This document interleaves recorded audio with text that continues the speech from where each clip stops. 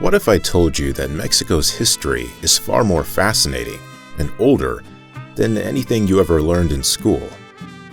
The story begins over 13,000 years ago with the first peoples and spans a tapestry of gods, empires, betrayals, and revolts. Join me as we piece together this incredible history that shaped not just the nation, but the world. The first humans arrived in what is now Mexico, likely migrating south after crossing the Bering Land Bridge from Asia. These early settlers faced an extraordinary variety of environments, from arid deserts to dense tropical forests, adapting their way of life to each distinct landscape. For generations, they lived primarily as hunter-gatherers, relying on a mix of hunting megafauna like mammoths and gathering wild plants for survival. But this way of life began a radical transformation with the advent of agriculture. One of the groundbreaking discoveries in Mexican prehistory was maize domestication. Evidence from places like Tenochtitlan Cave and the Teotihuacan Valley shows that humans began cultivating corn as far back as 7000 BCE. By selectively breeding a wild grass known as teosinte, these early agriculturalists created a stable, productive crop that would go on to sustain entire civilizations. Alongside maize, they grew beans, squash, and chili peppers, creating the foundation for Mesoamerican diets. This revolutionary shift allowed nomadic bands to settle in one place, leading to the rise of small farming communities. Over centuries, these villages became the cornerstones of what would later flourish into complex societies. Life in these early settlements didn't revolve solely around planting and harvesting. Agriculture tied closely with the spiritual beliefs of these communities. Rituals centered on seasonal cycles, with ceremonies aimed at ensuring fertile crops and favorable weather. Houses and communal centers often aligned with stars or solstice points, reflecting a deep connection between survival and the cosmos. One astonishing example is their early knowledge of astronomy. These pre-urban peoples tracked celestial bodies like Venus and even predicted eclipses, embedding their observations into their agricultural and religious calendars long before many Old World societies developed similar practices. But their achievements went beyond agriculture and stargazing. One surprising find that links us to these ancient times is from early Mesoamerican ball games. The oldest rubber balls, dating back more than 3,000 years, have been discovered in Mexico. These weren't recreational toys, they were part of elaborate rituals, possibly symbolizing cosmic battles or the cycles of life and death. What's remarkable is that this technology predated the widespread use of the wheel, highlighting their ingenuity in working with natural resources like latex from local trees. Animals, too, played vital roles in early Mesoamerican life, although not in the way many might think. Dogs and turkeys, domesticated not as companions but as sources of food and ritual offerings, were among the first animals kept by these early peoples. Bones and depictions found at ancient sites suggest they were integral to both feasts and ceremonies. This reveals a practical yet deeply spiritual relationship with the natural world, where even basic aspects of subsistence held symbolic significance. These small but thriving communities quietly developed the ideological and agricultural foundations that would shape future civilizations. Their ability to adapt, innovate, and organize across diverse environments created the conditions for monumental societies like the Olmec and Maya to rise. Mexico's first peoples may not have left written records, but their impact is still visible in agricultural techniques, cultural practices, and astronomical knowledge we associate with the region's great ancient empires. From the cultivation of maize to the ritual ball games, Their contributions transformed the land into one of the cradles of civilization. Around 1500 BCE, a society emerged on the Gulf Coast of Mexico that would influence every major Mesoamerican culture to follow: the Olmecs. Often called the mother culture of the region, the Olmecs established the blueprints for religion, art, and political organization that later civilizations like the Maya and the Aztecs would develop further. Their heartland lay in the lush tropical lowlands of present-day Veracruz and Tabasco, where they built early centers of power at sites like San Lorenzo and La Venta. San Lorenzo, the first of these great ceremonial centers, rose around 1200 BCE and became a hub of activity. It featured an intricate system of raised platforms, clay mounds, and a network of artificial ponds and drainage channels. At its height, the city housed thousands of people and demonstrated complex planning, with evidence pointing to a society ruled by an elite class that directed both labor and religious life. After San Lorenzo's decline around 900 BCE, La Venta rose to prominence and continued the tradition of grand ceremonial architecture. The centerpiece of La Venta was a great earthen pyramid, one of the oldest known in Mesoamerica. These ceremonial spaces weren't just for rituals, they were symbols of power and control, serving as focal points for both the spiritual and political life of the Olmec world. Perhaps their most famous contribution to history is the colossal stone heads, each a monumental human face carved from basalt. These heads, some measuring 3 meters tall and weighing up to 40 tons, were transported over 80 kilometers from distant quarries, a feat achieved without the wheel or domesticated animals. The sheer scale of this effort suggests a highly organized society capable of mobilizing significant labor forces. Scholars believe the heads represent rulers, their unique features stylized to preserve their authority even after death. Each figure is a reminder of the Olmec skill and sculpture, and their ability to manipulate the environment to reflect political dominance. Beyond their art and architecture, the Olmecs were pioneers in intellectual accomplishments. They developed one of Mesoamerica's earliest systems of hieroglyphic writing, though only fragments remain to this day. They also laid the groundwork for advanced calendrical systems, tracking cycles of time that became critical for agricultural planning and religious ceremonies. Even the idea of zero, a concept often credited to the Maya, likely originated with the Olmecs. These innovations weren't isolated achievements. They were the first steps toward the more complex systems that would define later Mesoamerican civilizations. Their religion left an equally lasting legacy. The Olmecs had an elaborate cosmology centered on a pantheon of deities tied to natural forces. One recurring motif was the jaguar, often depicted as a human-jaguar hybrid, symbolizing shamanic transformation and power. Ritual bloodletting, another practice inherited by later cultures, seems to have been part of their ceremonial tradition, likely to communicate with the divine or maintain cosmic balance. This spiritual worldview, rooted in cycles and dualities, set the tone for Mesoamerican religion for centuries to come. One of their lesser-known but fascinating contributions to culture was their early use of cacao. Archaeological evidence points to Olmecs consuming chocolate as early as 1900 BCE, making them the oldest known users of cacao in the world. Far more than just a treat, cacao had ritual significance and was often prepared as a ceremonial drink.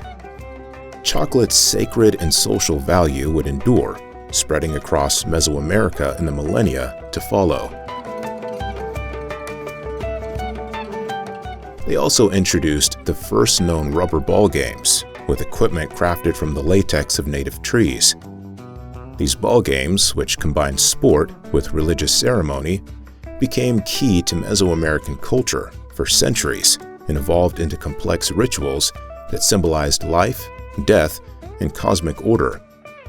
In many ways, the Olmecs were cultural architects, laying the groundwork for traditions that expanded far beyond their time. By around 400 BCE, the Olmec Civilization had largely dissipated, possibly due to environmental shifts or internal strife. Yet their influence endured. Olmec artistic styles, religious practices, and even their technical inventions spread across the region, shaping the identities of emerging cultures like the Zapotecs, the Maya, and eventually the Aztecs. While the Olmecs may not have built vast empires, their cultural and intellectual foundations became the DNA of Mesoamerican civilization, a legacy that remains embedded in Mexico's history to this day. In the Valley of Mexico, beginning around 100 BCE, a city began to form that would shape the course of Mesoamerican history, Teotihuacan. By 500 CE, it had grown into the largest city in the Americas, boasting a population of over 100,000. This enormous city rivaled the size and complexity of ancient Rome and Constantinople. Its sheer scale was matched by its ambition. The city was dominated by monumental structures like the Pyramid of the Sun, the Pyramid of the Moon, and the Avenue of the Dead, a grand thoroughfare that stretched for over a mile. These structures weren't just impressive in size, they were meticulously aligned with celestial events, reflecting a deep connection between the city's architecture and the sacred order of the cosmos. Teotihuacan wasn't a one-dimensional city of temples and plazas. It was a cosmopolitan center, unlike anything else in the Americas at the time. Archaeologists have uncovered evidence of multi-ethnic neighborhoods, with people from regions as far-flung as the Gulf Coast and the Maya lowlands living side by side. This diversity was fueled by an intricate trade network that extended throughout Mesoamerica. Teotihuacan exchanged obsidian, pottery, and textiles for goods like jade and cacao. The city's economic power was mirrored in its astonishing urban planning. Streets followed a precise grid, and residential complexes held thousands of inhabitants in designs that were both functional and communal. Teotihuacan wasn't just about size, it was about order, balance, and innovation. One of the enduring mysteries of Teotihuacan lies in its rulers, or lack of clear evidence for them. Unlike later Mesoamerican civilizations, such as the Maya or Aztecs, Teotihuacan has left no identifiable royal tombs or kings' names in inscriptions. Yet its influence was undeniable. It reached across Mesoamerica, affecting distant cities like Tikal, where scholars believe Teotihuacan may have even installed rulers allied with their city. This influence wasn't achieved solely through diplomacy or trade. It sometimes extended to military dominance, as suggested by the discovery of Teotihuacan-style weaponry in distant regions. Its legacy continued long after the city entered decline, around the 7th or 8th century CE, as its innovations and style remained central to the region's cultures. While Teotihuacan's rise dominated the central part of Mesoamerica, in what is now Oaxaca, the Zapotecs were building a civilization of their own. Centered at Monte Alban, this hilltop city rose around 500 BCE and became one of the longest-lasting city-states in Mesoamerican history. The Zapotecs developed Mesoamerica's earliest known written script, a system of glyphs used to record history, events, and religious practices. In addition to writing, they crafted a unique calendar system that matched their cultural needs, proving their intellectual sophistication. Monte Alban's tombs and ceremonial spaces also highlight their society's stratification, with a ruling elite overseeing the city's complex hierarchy. The Zapotecs, like the Teotihuacanos, placed great importance on religion and ritual. They constructed ball courts, not as mere arenas for games, but as sacred spaces where competitions mirrored cosmic struggles. Their temples and structures, perched high above the valley floor, demonstrated their ability to both mobilize labor and connect their religious life to the heavens. Monte Alban remained a powerful center for over 1,000 years, far surpassing the lifespan of most ancient empires. This longevity speaks to the deep roots and adaptability of Zapotec society. Teotihuacan's influence, however, reached even into Zapotec territory and beyond. The city's fingerprints were found as far as modern-day Guatemala. Recent studies suggest its inhabitants engineered artificial lakes and used volcanic glass tools that may have been specialized for medical procedures, a detail that further underscores the city's advanced technological and cultural achievements. Perhaps most astonishingly, researchers have uncovered evidence that the massive pyramids weren't the gray ruins we see today. Instead, they were painted in vivid reds, yellows, and blues, with murals depicting feathered serpents and fantastical beasts. These touches reveal a city alive with color and symbolism, designed to awe both residents and visitors. Together, Teotihuacan and Monte Alban represent two very different kinds of power in ancient Mesoamerica. Teotihuacan's vast reach and urban might contrasted with the Zapotecs' enduring cultural resilience and innovations in writing, art, and governance. Yet both civilizations set standards for what was possible in their time, leaving marks that shaped the trajectory of the region's future civilizations. In their rise, peaks, and legacies, they defined what a city and a culture could achieve. The Maya civilization thrived in the dense lowlands and rugged highlands of present-day southern Mexico, Guatemala, Belize, and parts of Honduras for millennia. Beginning around 2000 BCE, the Maya transitioned from small farming communities to one of the most advanced societies in the ancient world. Their civilization reached its peak during the Classic period, between 250 and 900 CE, when monumental city-states like Tikal, Palenque, Copan, and Calakmul flourished. These cities, surrounded by fertile lands, were hubs of political power, trade, and religious ritual, with their towering pyramids and palaces symbolizing the ingenuity and ambition of the Maya people. Key to their success was their advanced knowledge, particularly in writing and mathematics. The Maya developed a logosyllabic script, an intricate, fully realized writing system used to record history, communicate rulership, and encode religious events. Over 1,000 individual glyphs have been identified, each holding layers of meaning.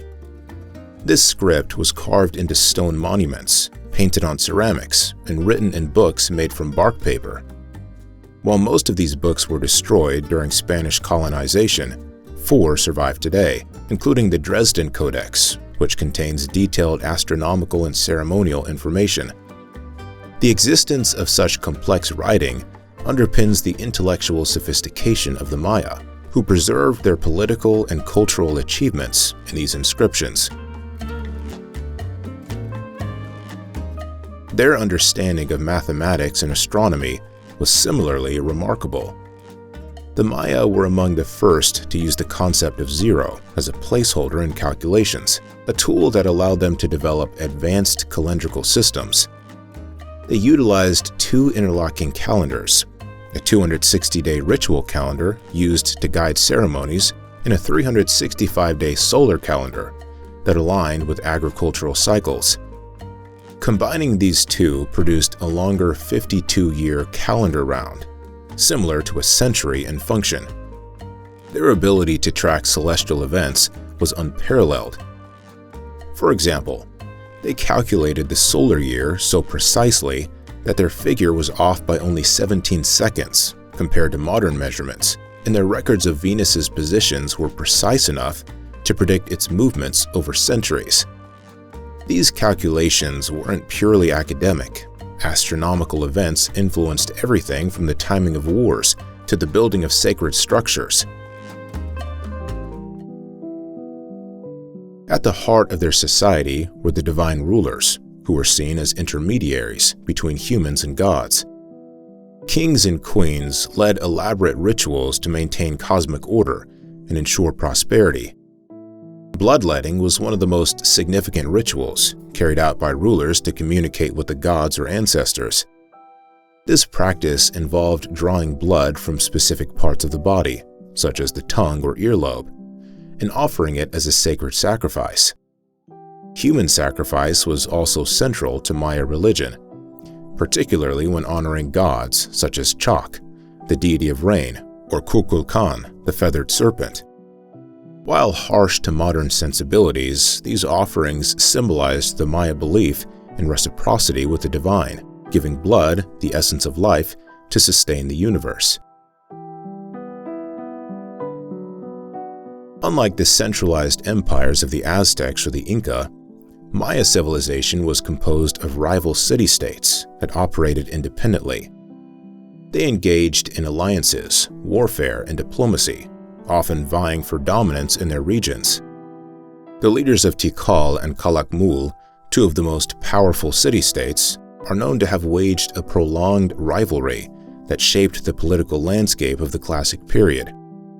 Despite their independence, the Maya shared a cultural unity expressed through art, architecture, language, and religious ideology.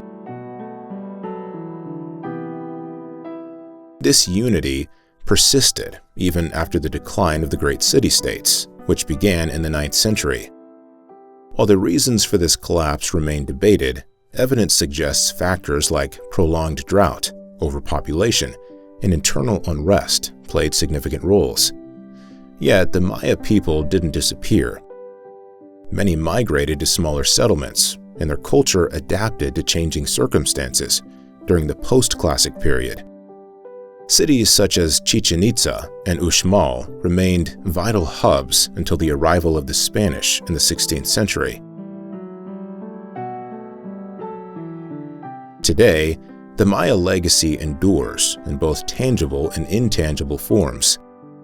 Linguists estimate that millions of people across Central America still speak Maya languages, preserving oral traditions that link back to their ancestors. Ruins of their cities, sprawling with pyramids and carvings, stand as silent testaments to their achievements. Their contributions to writing, mathematics, and astronomy remain among the most advanced of any ancient civilization, casting a long shadow across history. In the centuries following the fall of Teotihuacan, a new power emerged in central Mexico.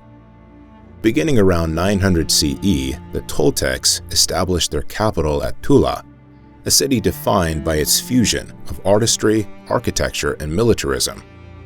Tula, or Toyan, became the symbolic heart of Toltec culture, with its monuments emphasizing the prominence of warrior elites.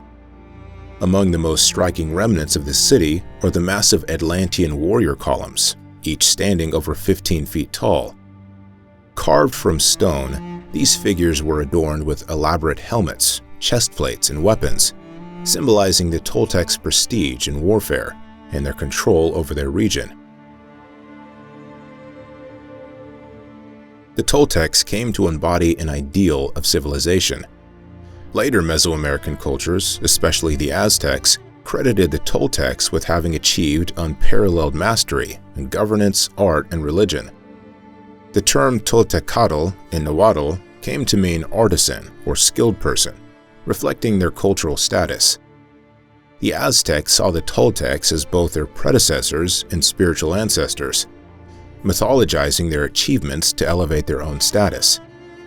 Some of this admiration tied to the Toltecs' refinement, but their mysticism played an equally central role. The fusion of militarism and religious ideology defined Toltec identity.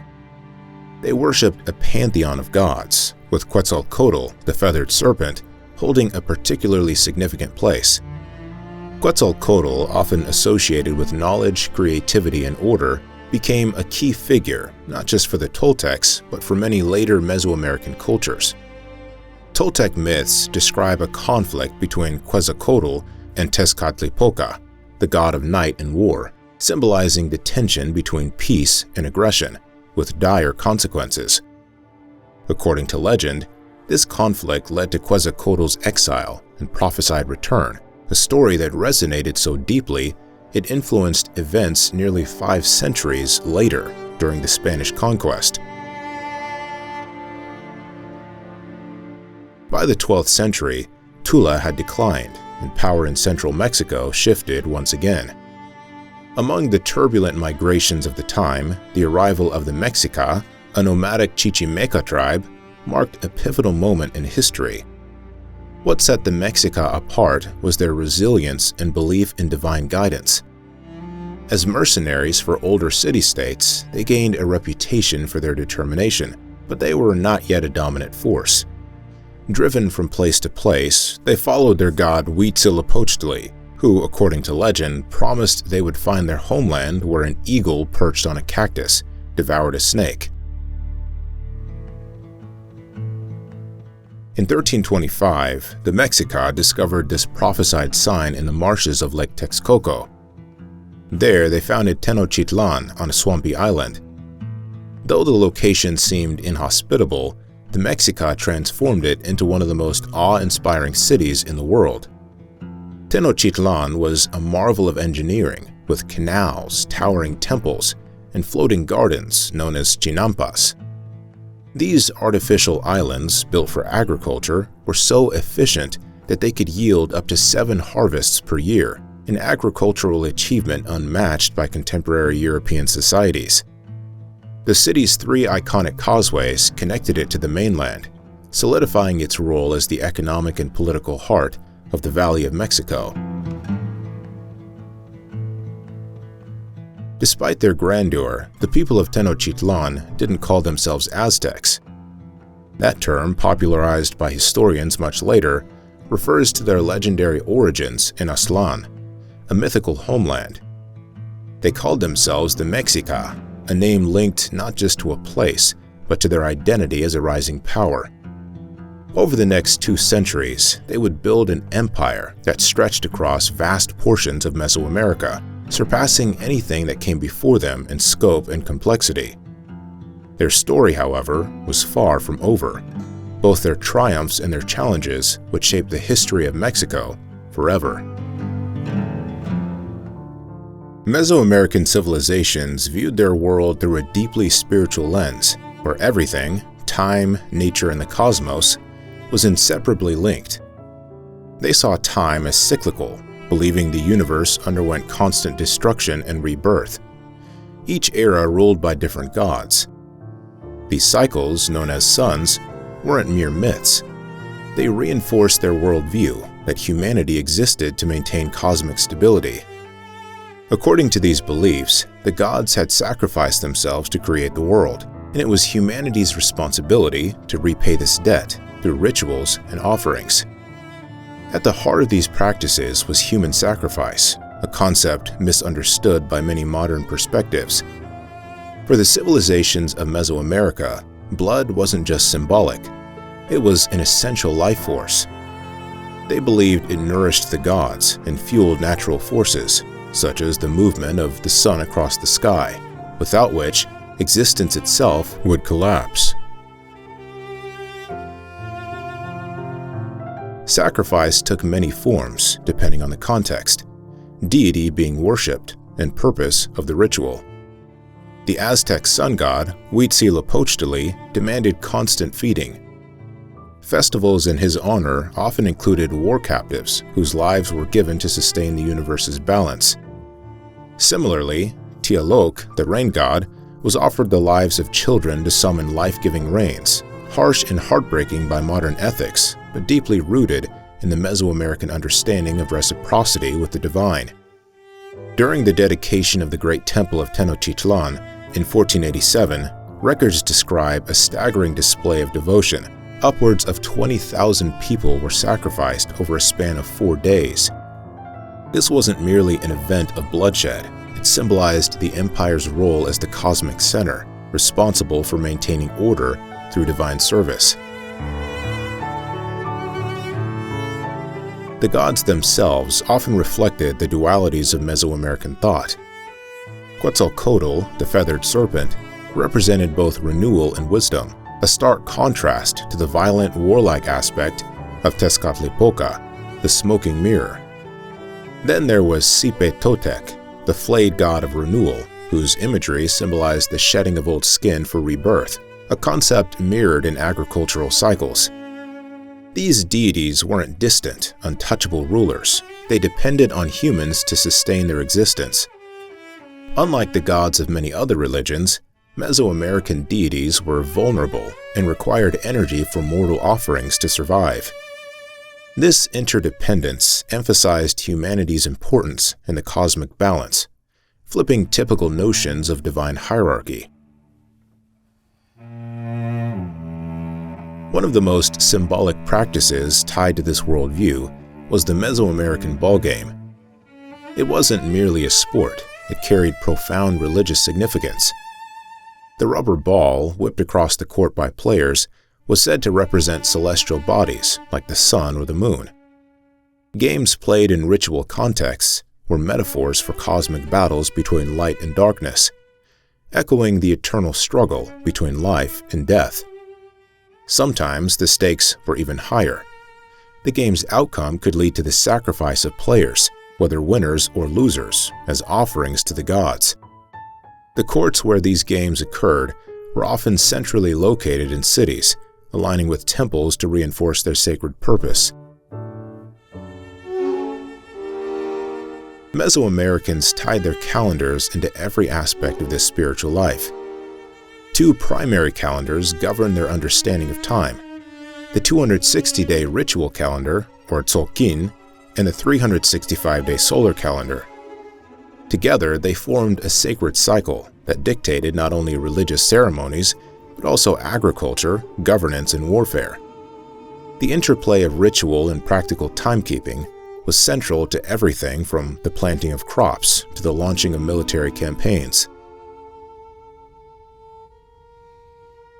Sacred sites reflected these cosmological ideas. The towering pyramids and temples weren't just architectural marvels, they functioned as earthly representations of the heavens. These structures were often aligned with astronomical events, such as solstices and equinoxes, turning them into functional cosmic calendars. Rituals performed on these stages were timed to celestial movements, reinforcing the idea of humans and nature working together to stabilize the universe. Ultimately, Mesoamerican religion placed humanity in a critical role, both custodians and servants of the cosmos. Their rituals and beliefs weren't acts of fear alone, but expressions of profound responsibility. Their gods weren't omnipotent beings removed from the world. They were intimately tied to the ebb and flow of life, thriving or diminishing alongside humanity. This worldview made their spiritual practices unique among the ancient cultures of the world. In 1519, Hernán Cortés, a relatively unknown Spanish conquistador, landed on the Gulf Coast of Mexico with around 600 men, a few horses, and a handful of firearms. His arrival marked the beginning of a campaign that would irreversibly transform the region. Cortés, a resourceful leader, quickly realized that his small force alone could not conquer the vast and powerful Aztec Empire. Instead, he exploited existing divisions among the indigenous peoples of the area. The Aztecs had built their empire by subjugating neighboring territories, demanding heavy tributes that bred resentment. Cortés used this to his advantage, forging alliances with tribes who sought an opportunity to overthrow Aztec rule. Of these allies, the most crucial were the Tlaxcalans, fierce enemies of the Aztecs. They provided thousands of warriors, giving Cortés the manpower he desperately needed. By November 1519, after months of battles and negotiations, Cortés and his indigenous allies reached the grand city of Tenochtitlan, the Aztec capital. Built on an island in Lake Texcoco, the city was unlike anything the Spaniards had ever seen, with shimmering canals, floating gardens, and causeways connecting it to the mainland. The Emperor, Moctezuma II, met Cortés with gifts and hospitality, perhaps because he believed Cortés might be associated with Quetzalcoatl, the exiled god of knowledge and order whose return had been prophesied. Whether this belief influenced Moctezuma is debated, but his initial decision to welcome the Spaniards rather than resist them remains one of history's greatest turning points. Not long after entering Tenochtitlan, Cortés took Moctezuma hostage. The emperor now served as a puppet, attempting to placate both the invading Spaniards and his increasingly restless population. Tensions grew, culminating in a violent uprising that forced Cortés to flee the city in June 1520. This escape became known as the Noche Triste, or Sad Night. As the Spaniards and their allies tried to retreat across Tenochtitlan's causeways under cover of darkness, Aztec warriors attacked relentlessly. Thousands of Spaniards and Tlaxcalans died in the chaos. Many drowned while trying to escape with stolen gold, the weight pulling them down into the lake. Cortés himself barely escaped with his life, regrouping with his surviving forces on the mainland. Defeated but undeterred, Cortés began preparations for a final assault on Tenochtitlan. Over the next year, he strengthened his alliances, repaired his army, and built brigantines, small ships designed for naval combat, on Lake Texcoco. By May 1521, he launched a siege that would last for 3 grueling months. The Spaniards cut off key supply routes, starving the city's inhabitants. At the same time, smallpox, introduced to the Americas by the Europeans, swept through the population. The disease proved devastating, wiping out entire communities that lacked immunity to the virus. Within decades, up to 90% of the indigenous population across the region succumbed to smallpox and other European diseases, permanently weakening their societies. On August 13, 1521, Tenochtitlan fell. The once magnificent city lay in ruins, its waterways clogged with corpses, its temples and palaces burned or destroyed.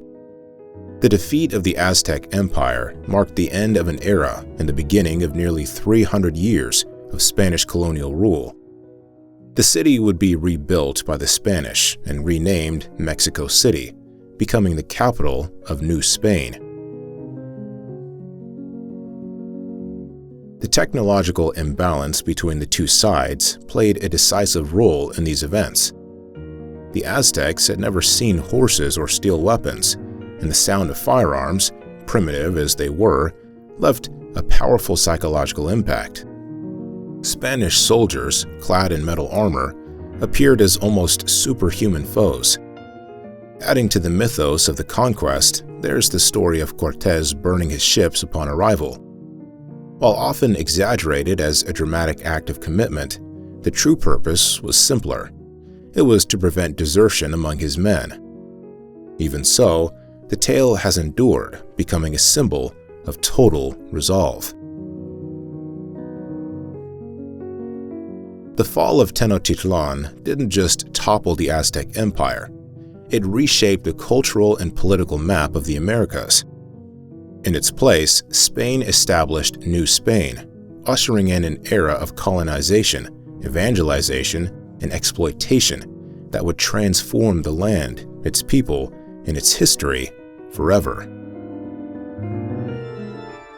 After the fall of Tenochtitlan in 1521, the Spanish wasted no time in reshaping the heart of the Aztec Empire into the capital of New Spain, Mexico City. What had once been a sprawling island city with canals and temples soon became the administrative and cultural hub of Spain's vast colonial holdings in the Americas. Its strategic location and fertile resources made it one of the most powerful cities, not just in New Spain, but in the entire Spanish Empire. Within just a few decades, Mexico City grew to surpass the population and infrastructure of almost any contemporary city in Europe, including many in Spain itself. Control of the vast new colony fell to the Spanish crown, marking a shift away from the personal ambitions of Hernán Cortés to a tightly run administration overseen by a viceroy. The viceroys, appointed by the king, served as the ultimate authority in New Spain, effectively ruling on his behalf. This centralized governance created a rigid and hierarchical system where power concentrated firmly in the hands of Spanish-born elites. Below them, local officials and clergy enforced order and religion, while indigenous populations and the growing mestizo class occupied lower strata in the social order. This was the beginning of a complex, stratified society shaped as much by Spanish law as by the remnants of pre-Hispanic traditions.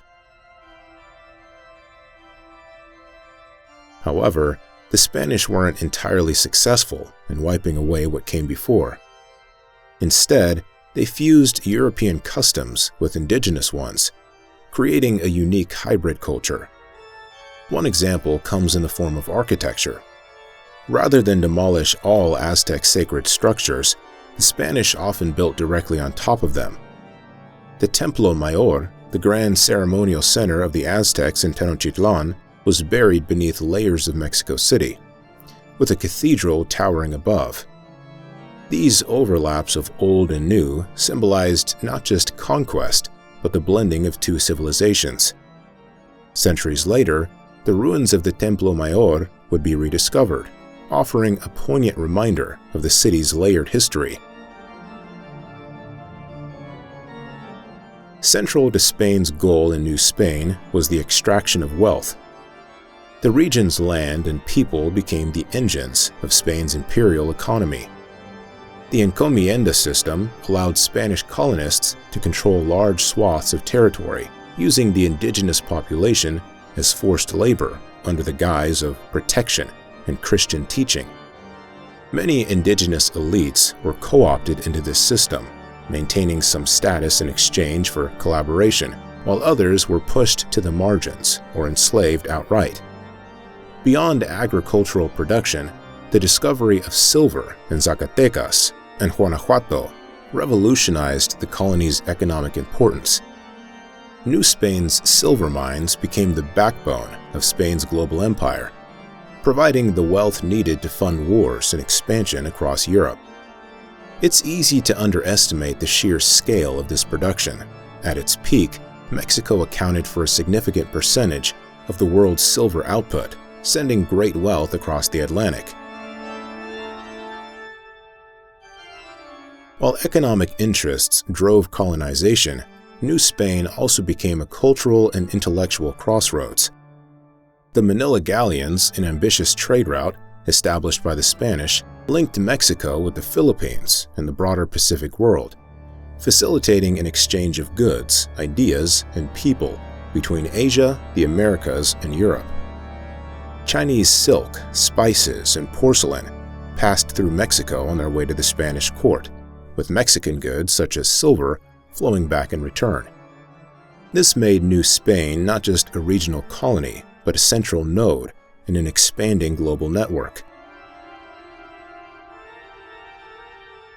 Culturally, Mexico City soon became a beacon of progress by colonial standards. It boasted universities, printing presses, and even street lighting at a time when much of Europe still lacked basic infrastructure. The Spanish sought to implement European systems of governance, education, and religion, but they couldn't fully suppress the indigenous traditions that persisted among native communities. Over time, these influences intertwined, forming a distinctive colonial identity that combined Spanish customs with Mesoamerican practices. From cuisine to festival traditions, New Spain became an enduring testament to the fusion of two worlds.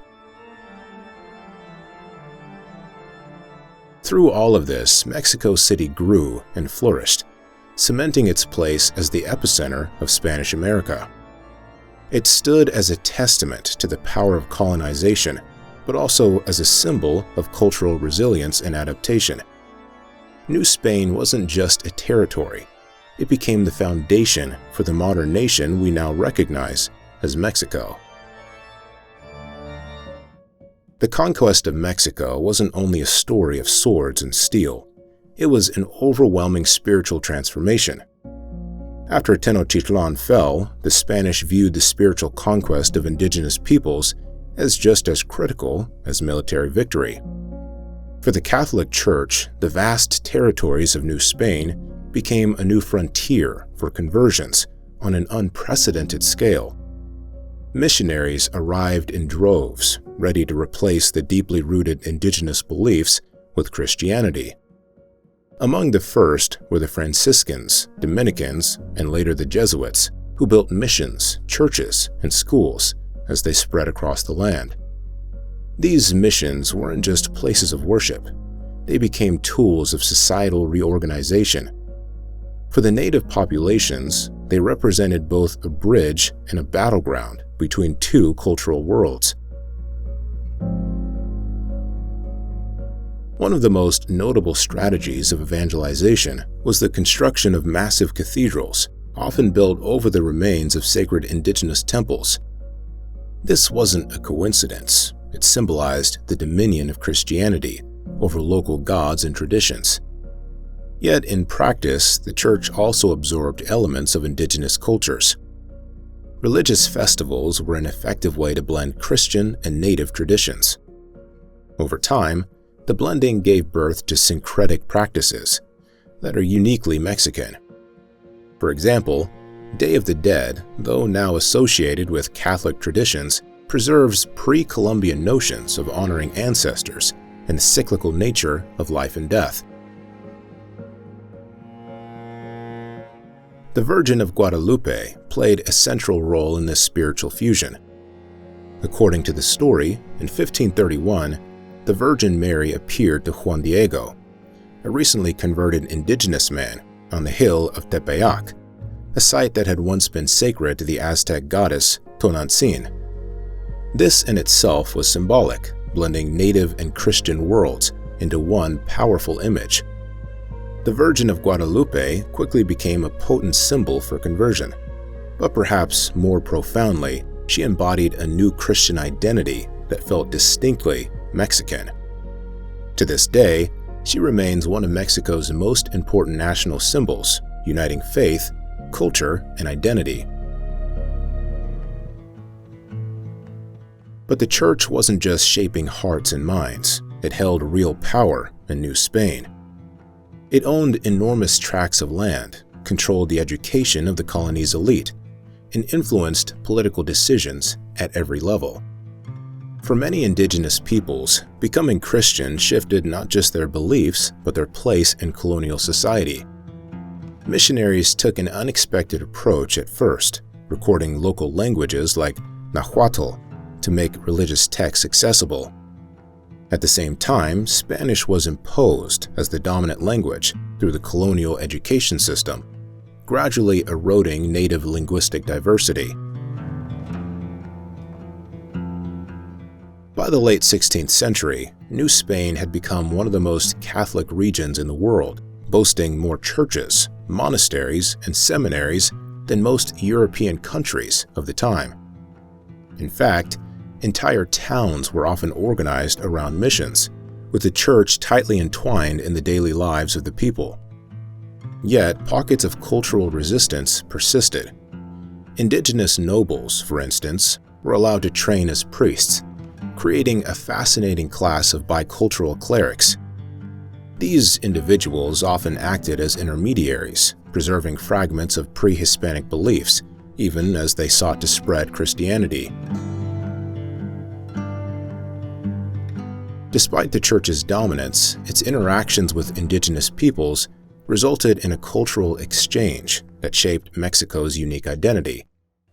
Festivals, art, and religious icons became expressions of a deep cultural hybridity.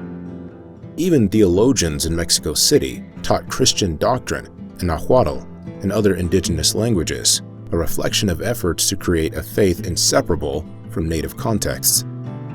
Through evangelization, Spanish Catholicism didn't just replace what had come before, it merged with it, creating something entirely original.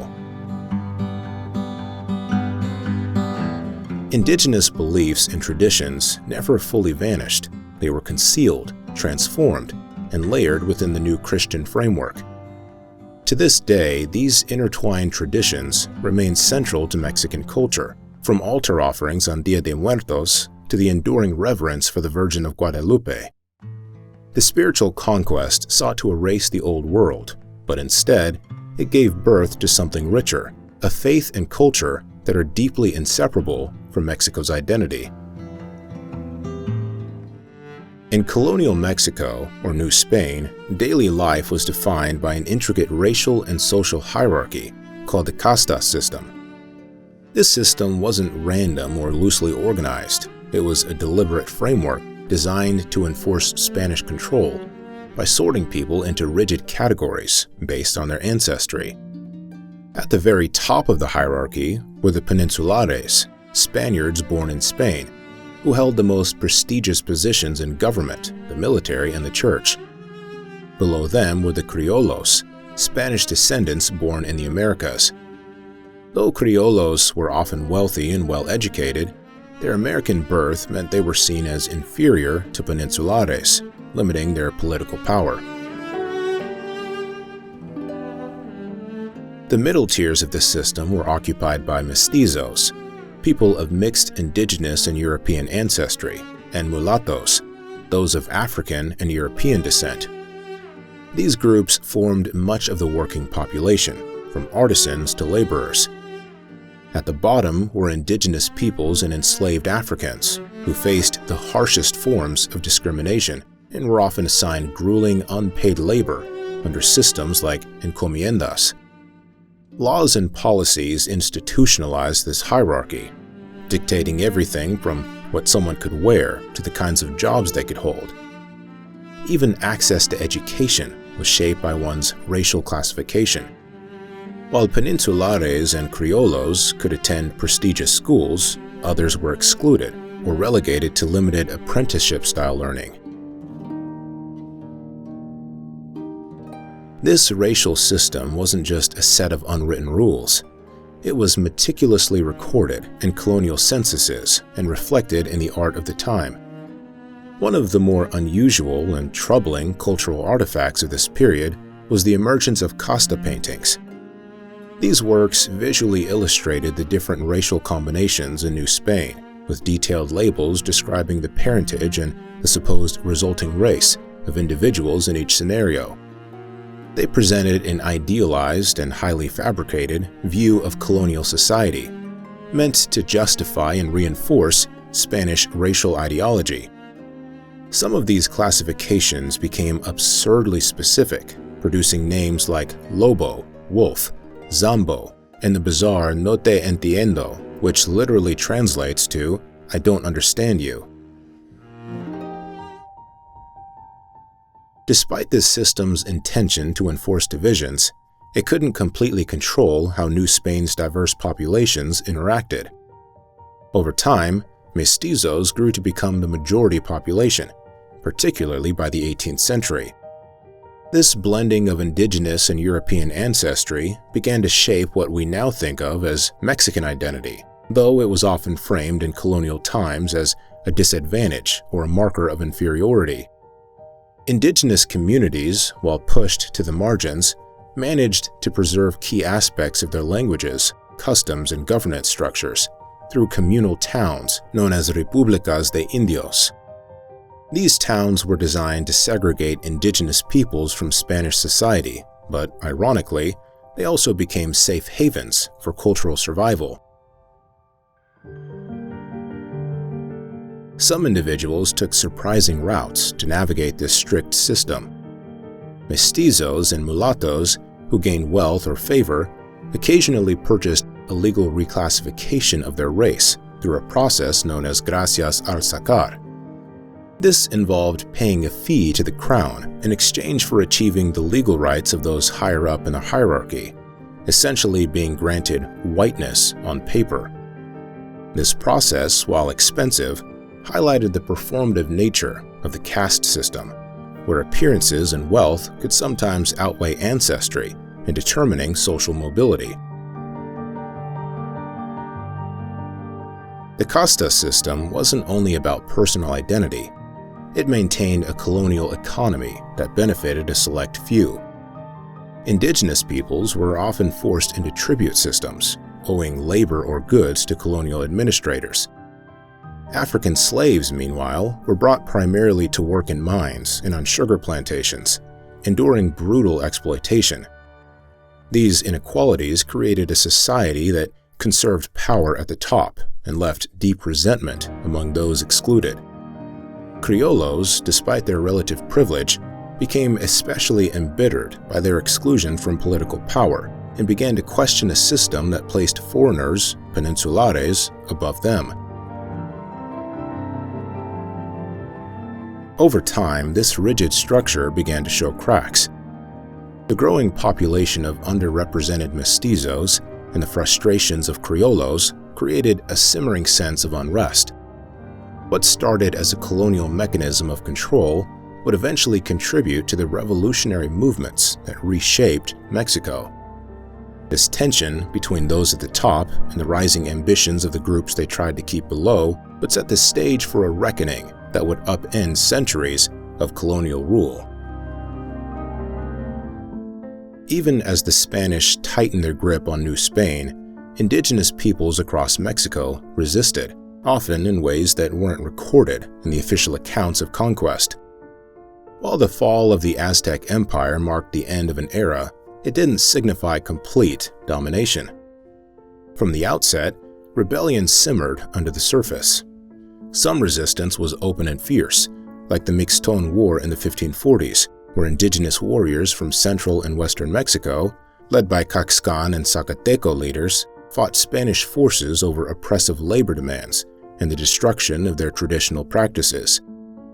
Later, the Pueblo revolts of 1680 showed the ability of indigenous groups to adapt to Spanish technologies and weaponry while reclaiming their spiritual and cultural independence.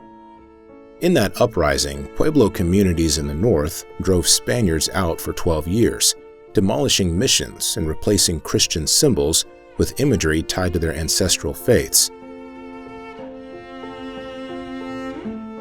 Resistance, however, wasn't always fought with weapons. Many indigenous leaders took to Spanish colonial courts to defend their autonomy and territory. These leaders not only became fluent in Spanish legal systems, but adapted them, crafting petitions, lawsuits, and formal complaints to argue for land rights, the reduction of tributes, or protection against forced labor. This legal resistance often slowed colonial encroachment and sometimes even won small victories. In certain cases, these efforts maintained communal landholdings or repelled heavy taxes, keeping indigenous communities intact. It was a quieter form of rebellion, but no less vital to cultural survival. At the local level, indigenous towns retained elements of their pre-colonial governance systems, blending ancient traditions with new administrative structures imposed by Spain. Two councils made up of indigenous leaders operated with varying levels of autonomy. These councils preserved local customs, maintained traditional practices, and ensured the stability of their communities. Over time, such adaptations allowed indigenous identity to persist, despite Spanish attempts to impose a singular cultural and political framework. Language was another battlefield of endurance. While colonial authorities promoted Spanish as the dominant tongue, Nahuatl, Maya, Mixtec, and other native languages persisted across much of Mexico. Missionaries initially translated Christian texts into these languages, inadvertently preserving them as vital tools for governance, education, and communication. Incredibly, some indigenous scribes adapted European writing systems to record their histories, preserving indigenous perspectives and chronicles written in Nahuatl by using the Latin alphabet. These documents, created in colonial-era Mexico, bridged two worlds and remain valuable historical texts today. Perhaps the most profound example of resistance emerged in the form of spiritual resilience. While indigenous religions faced suppression, they were far from erased. Indigenous deities often found new life in Catholic rituals, with ancient gods cloaked in the imagery of saints. Ceremonial practices survived in subtle ways, reinterpreted through the lens of Christianity. For instance, the Day of the Dead maintains indigenous traditions of honoring ancestors, blending seamlessly with Catholic observances of All Saints and All Souls Days.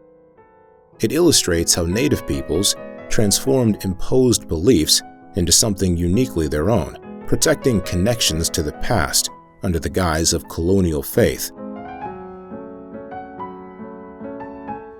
Cultural preservation wasn't just about grand gestures of dramatic confrontations. It was about living through and beyond the colonial system. Whether in rebellions or quiet acts of defiance, indigenous communities refused to vanish. They reconfigured colonial tools, laws, and symbols to serve their purposes. Even under enormous pressure, they ensured their languages, traditions, and spiritualities endured. These acts of survival created the foundation for modern Mexico, where indigenous heritage remains not only visible, but central to the nation's identity. In the 18th century, the Spanish crown faced a harsh reality. Its once dominant empire was crumbling under internal inefficiency and external competition from growing powers like Britain and France. To address this, the new Bourbon dynasty implemented sweeping reforms aimed at tightening the grip on its colonies and increasing revenues. These Bourbon reforms changed almost every aspect of life in New Spain, from politics and economics to the social order. For the Spanish monarchy, these measures were essential to restore control, but for the colonists in Mexico, they unleashed widespread resentment and laid the foundations for revolutionary sentiment. One of the most noticeable changes was the replacement of Criollo officials, American-born Spaniards, with Peninsulares or Spaniards born in Europe. This shift wasn't just about centralizing authority. It clearly signaled that the crown no longer trusted locals to govern themselves. Key administrative positions, once accessible to Criollos, were now reserved for Peninsulares, creating a sharp divide that poisoned relations between the colonists and the Spanish government. The Criollos, already frustrated by their second-class status, saw this as yet another insult. This growing alienation would eventually make them central figures in the fight for Mexican independence. Economic policies under the Bourbon reforms hit just as hard. The Spanish crown revamped colonial trade to maximize its own profit, limiting local commerce between colonies and flooding markets with products from Spain. On top of this, taxes on nearly every aspect of life were increased. New sales taxes and export duties placed heavy burdens on the working and rural poor, including indigenous communities. For indigenous farmers, these taxes often came on top of tribute payments already owed to local Spanish administrators, pushing many communities into extreme poverty. At the same time, large estancias, Spanish-owned estates, expanded, swallowing up indigenous and communal lands. The widening economic divide between the elite and the working majority deepened social tensions across New Spain. Another significant reform targeted the Catholic Church. Long viewed as a powerful but independent force, it came under scrutiny as the monarchy sought more centralized control. The Jesuits, known for their influence in education and among indigenous communities, were expelled from Spanish territories in 1767, accused of harboring too much political autonomy. The expulsion of the Jesuits sent shockwaves through colonial society, as they had played a key role in educating Criollo elites, many of whom were inspired by Enlightenment ideals. Their removal left a gap in intellectual life and weakened the church's overall grip on the colony. Even so, the church itself was not immune to Bourbon pressure. Its landholdings and wealth were targeted for increased taxation and stricter oversight, a move that strained relations between the monarchy and religious institutions. The new system of intendancies, introduced by the Reforms, further centralized power. These administrative divisions reorganized New Spain into provinces led by officials loyal to the crown, bypassing local town councils and indigenous governance systems. This was a direct attack on much of the autonomy indigenous communities had managed to preserve, sparking unrest in rural areas. Rebellions began to crop up from discontented indigenous and mestizo populations. One of the most famous, Jacinto Sanek's rebellion in the Yucatan, brought together Maya communities in resistance against oppressive taxes and forced labor. Although it was brutally suppressed, uprisings like this highlighted the growing dissatisfaction across all levels of colonial society. For Criollos, frustration took a quieter yet equally dangerous form. In urban centers like Mexico City, whispers of revolution began to emerge in secret circles. Intellectuals and elites formed illegal Masonic lodges inspired by Enlightenment ideas from Europe. Within these spaces, they debated human rights, self-governance, and independence. Meanwhile, smuggled books and pamphlets spread these radical ideas further afield, fueling intellectual dissent. At the same time, more visible protests, like the revolt of the Comuneros in the Andean region, echoed the shared frustrations of colonial subjects who felt exploited by Spain's reforms. By 1780, colonial society in New Spain was simmering. Though these reforms were meant to secure the crown's power, they instead galvanized opposition. The combination of heavier taxation, loss of local authority, and economic exploitation planted seeds of discontent that crossed racial, social, and economic boundaries. Key groups, Criollos, indigenous peoples, mestizos, and even church leaders, began to see the Spanish crown not as a protector, but as a distant force that extracted wealth while offering little in return. This colonial consciousness, born out of sacrifice and frustration, would soon give way to movements for independence, uniting disparate groups against a common enemy. In the pre-dawn hours of September 16, 1810, in the small town of Dolores, a priest named Miguel Hidalgo y Costilla shattered the silence with one decisive act. He rang the church bell, summoning his congregation. When the townspeople gathered, Hidalgo's voice echoed with the call for justice, freedom, and rebellion against Spanish rule, an act now immortalized as the Grito de Dolores. Though the exact words of his speech have been lost to history, what is known is that he invoked the name of the Virgin of Guadalupe as the unifying banner for the uprising, offering a striking symbol of both faith and resistance. What began as a localized moment of defiance soon grew into a movement that would alter the course of Mexico's history. Hidalgo's call resonated deeply among indigenous communities, mestizos, and even some Criollos, creating an army out of farmers, workers, and other marginalized groups who were ready to act on long-standing frustrations.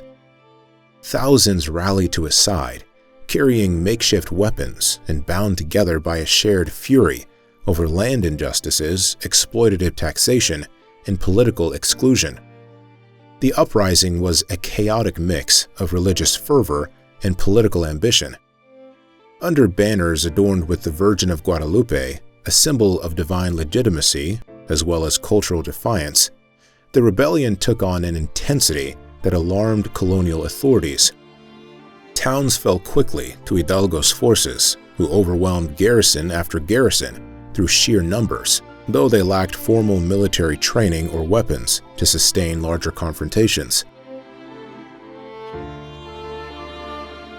This mass movement, however, wasn't unified in its goals. Many of Hidalgo's supporters followed him not out of a clear understanding of independence, but rather as an act of loyalty to a leader who promised an escape from Spanish oppression. For some, it may have been more about survival or revenge than ideology. The lack of cohesion and strategy meant the uprising would eventually falter against disciplined royalist forces. By early 1811, Hidalgo and his closest allies were defeated, captured, and in Hidalgo's case, publicly executed. His severed head was displayed in Guanajuato as a warning to future rebels, an attempt by the authorities to crush the revolutionary spirit before it spread further. Yet Hidalgo's death did not stop the momentum he had started. Leadership of the revolution shifted to José María Morelos, a mestizo priest from humble beginnings with a sharp military mind and a more defined political vision. In his Sentiments of the Nation, presented in 1813, Morelos called for true independence from Spain, the abolition of slavery, land redistribution, and racial equality. Radical ideas, and ones that reflected the deeper injustices driving the rebellion. Morelos transformed what began as a chaotic uprising into something more organized and ideological, weaving social reform into the fight for liberation. Hidalgo's initial uprising marked more than just the start of armed conflict. It became a powerful turning point in shaping Mexico's identity. For the first time, distant groups, impoverished indigenous farmers, disenfranchised mestizos, and ambitious criollos found themselves united by a shared rage against colonial exploitation. The Grito de Dolores fused religious imagery, social justice, and anti-colonial sentiment, giving ordinary people a stake in a larger historical struggle. Even though Hidalgo's forces failed militarily, his vision of a society freed from exploitation and division expanded the rebellion far beyond anything the Spanish could control. One remarkable aspect of Hidalgo's rebellion was its inclusion of progressive ideals. Among his proclamations was the abolition of slavery, a groundbreaking stance in 1810, decades before most Western nations even considered such measures. His movement showed how revolutionary ideas about equality could emerge even in colonies dominated by rigid hierarchies. Though Mexico's war for independence lasted more than a decade, the emotional and ideological foundation laid by Hidalgo ensured that the push for freedom would not fade. What had begun as the act of one priest lighting a spark in Dolores grew into a struggle that would ultimately alter the destiny of an entire nation. The Mexican War of Independence was not a single unified movement. It was an 11-year struggle that took many forms, with shifting alliances and leaders who often fought for opposing reasons. It began in 1810 with a fiery, unorganized uprising of Miguel Hidalgo, but after his death, José María Morelos emerged to give the rebellion a clearer direction. Morelos, a mestizo priest from humble beginnings, was a sharp strategist and a visionary leader. Unlike Hidalgo, who had sparked chaos without a cohesive plan, Morelos wanted to build a new nation. He aimed for independence from Spain, but his goals went further. He pushed for racial equality, land redistribution, and the end of monarchy, which were unheard of in a society still rigidly structured by caste and class. In 1813, Morelos convened the Congress of Chilpancingo, a key step toward establishing a Mexican state. This Congress issued Mexico's first declaration of independence from Spain and drafted a proto-constitution. Morelos didn't just fight battles in the field, he also laid the groundwork for what he hoped would follow: a nation built on justice and equality. Yet his vision was too radical for many, and tensions among the insurgent ranks began to show. Local militias, uneasy about the sweeping reforms, hesitated to provide full support. By 1815, the Spanish troops captured and executed Morelos, leaving the movement without a central leader and plunging it into disarray. The next phase of the war saw a fracturing of the rebellion into smaller, decentralized guerrilla campaigns. Leaders like Vicente Guerrero carried on the fight, retreating into rugged regions like the Sierra Madre and waging an exhausting but persistent war against royalist forces. Guerrero's strategies kept the movement alive, but without resources or widespread cohesion, the insurgency faltered. Meanwhile, events in Spain destabilized the crown's authority over its colonies. The liberal constitution of 1812 briefly promised reforms, hinting at a more progressive Spanish government, only to be reversed with the return of absolutism. This chaos in Europe weakened Spain's ability to maintain control in the Americas, creating an opening for independence movements to gain traction.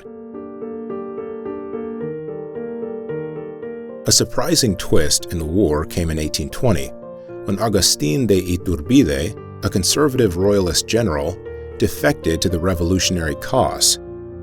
Iturbide, previously loyal to the Spanish crown, saw an opportunity to secure independence while protecting the interests of the colonial elite. He reached out to Guerrero and offered a compromise. Together, they drafted the Plan of Iguala, a political blueprint that appealed to both sides of the conflict. It guaranteed Mexico's independence, upheld Catholicism as the state religion, and promised unity between Criollos and Peninsulares, two groups that had long been at odds. This unlikely alliance shifted the balance of power. Iturbide's defection brought royalist troops to the independence movement, and Spain, already stretched thin by years of war and revolution, was unable to mount an effective response. By 1821, the rebellion had achieved its goal. The Treaty of Córdoba officially recognized Mexico's independence, marking the end of colonial rule. What made Mexico's independence so unusual was that it was ultimately secured by a royalist-turned-rebel, someone who cared more about preserving order than overthrowing systems of power. Iturbide's role blurred the lines between revolution and compromise, making it clear that independence didn't mean equality or unity. It simply meant self-rule under a new leadership. Many of the social reforms Morelos had dreamed of were put on hold, and the divisions within Mexican society would not disappear. For most of the war, rebels lacked formal armies or access to proper weapons. They fought with what they had: machetes, slings, and even farming tools. Many were barefoot, and women played critical roles as spies, messengers, and even combatants, sustaining the movement in ways that official histories often overlook. This grassroots spirit highlights the sacrifices made by ordinary people who bore the brunt of the conflict while fighting for a concept of freedom they could barely define but knew they deserved. By the time the war ended, Mexico had emerged victorious, but the task of defining its identity and governance had just begun. After gaining independence from Spain in 1821, Mexico faced the daunting task of building a new nation. Instead of adopting a republic, which many independence leaders had envisioned, the country took a surprising turn and became a monarchy. At the center of this decision stood Agustín de Iturbide, the former royalist general who had played a decisive role in securing independence. In 1822, he crowned himself Emperor Agustín I, creating the First Mexican Empire, Iturbide's vision was inspired by European monarchies, particularly Spain and France, and he hoped that royal legitimacy would unify Mexico's diverse and fractured population. But from the very beginning, his empire was precarious. Iturbide had no political blueprint for how to run an empire. While his ambitions were grand, the newly independent Mexico was in chaos. The treasury was depleted after 11 years of war, and the economic infrastructure was in ruins. Furthermore, the empire was riddled with deep internal divisions. Iturbide's most fervent supporters wanted a strong, centralized monarchy, while others, Federalists, Republicans, and liberal thinkers, hoped for a more democratic and decentralized government. These tensions played out not just in political debates, but in local rebellions, as many regions resisted any attempt to impose imperial authority over their affairs. One of the empire's defining traits was its vast size. Iturbide's realm extended beyond modern-day Mexico to include Central America, making it one of the largest territories in the world at the time. However, this size was more of a liability than an asset. The Central American provinces, seeing little benefit in being governed by Mexico City, began looking for ways to secede. By 1823, these regions had successfully broken away, forming their own independent nations under what became the Federal Republic of Central America. This loss of territory deeply weakened the empire and underscored the inability of Mexico's central government to project stable authority. Politically, Iturbide made matters worse by ruling with an autocratic hand. His belief in royal absolutism led him to dissolve Congress when lawmakers opposed his policies. By sidelining the legislative branch, he alienated not only Federalists and liberals, but even many conservatives who had once supported his rise to power. Among his most notable critics was Antonio López de Santa Anna, a military officer who had initially supported Iturbide, but turned against him as discontent grew. Santa Anna led a rebellion, declaring the Plan of Casamata, which called for the restoration of Congress and the end of Iturbide's rule. Under mounting pressure, Iturbide abdicated in March 1823 and fled into exile in Europe. However, his story didn't end there. Just a year later, he inexplicably returned to Mexico, only to be arrested and executed by the new government. An ignoble end for the man who once declared himself emperor. With his downfall, the first Mexican empire collapsed after less than 2 years, marking one of the shortest reigns of any monarchy in history. The failure of the empire exposed the deep divisions that ran through post-independence Mexico. Federalists and Centralists, liberals and conservatives, all vied for control, leaving the nation without a unified vision. These conflicts would continue to haunt Mexico for decades as it transitioned into a republic and grappled with questions about power, governance, and national identity. Interestingly, Iturbide's reign carries a unique distinction in Mexican history. He was the only monarch ever produced from within Mexico itself. Later emperors, such as Maximilian of Austria during the French intervention, were foreign figures imposed by external powers. Yet despite this local origin, Iturbide's short-lived empire failed to establish any lasting royal tradition. Even his coronation reflected how improvised the idea of monarchy was. The crown and ceremonial regalia were crafted from reused church ornaments and borrowed designs. There were no deep-rooted traditions or precedent to lean on.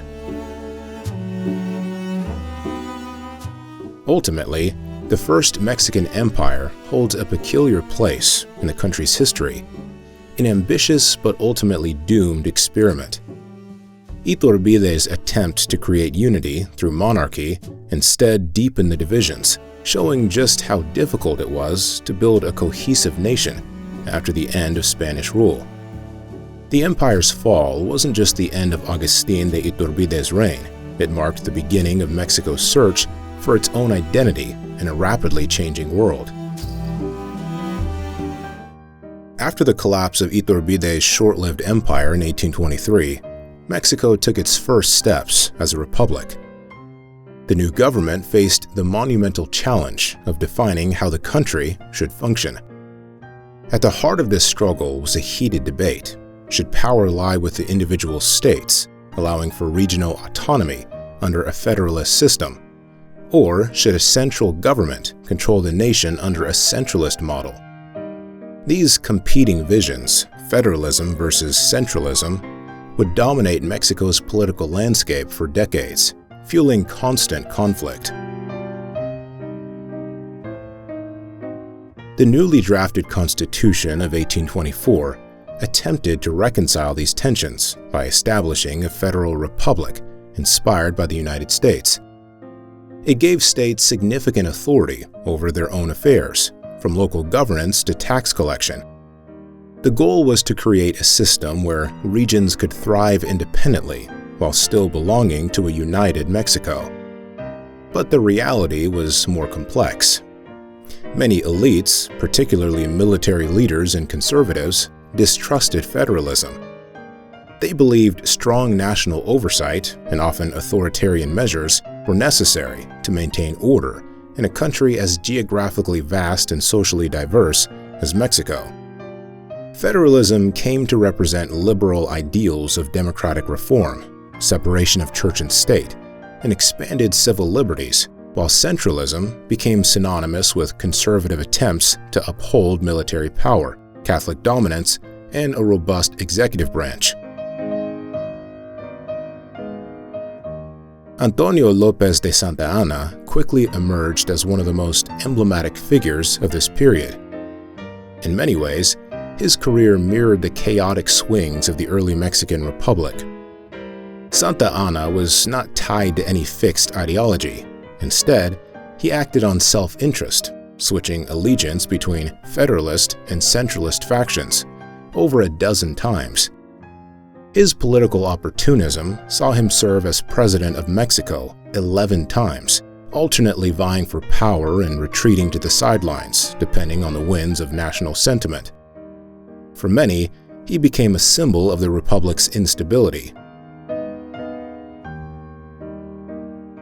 Regional rebellions were a constant reminder of the fragility of the federal system. Several states outright rejected laws imposed by the national government, leading to violent confrontations. For example, in regions like Yucatan and Texas, dissatisfaction with weak governance or overly restrictive central policies led to serious secessionist movements. Texas eventually broke away entirely, an event that would have major consequences for Mexico's territorial integrity. Other states, while not declaring outright independence, frequently defied national laws, pushing Mexico closer to internal fractures. A key point of tension was the relationship between liberal governments and the Catholic Church. While liberals saw the Church as a vestige of colonial control that needed to be curbed, conservatives valued its influence as a tool of cultural and moral order.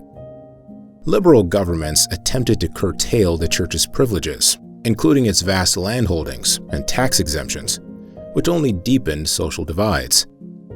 The military, another colonial-era institution, also became entangled in politics, often siding with centralists who promised to protect their privileges.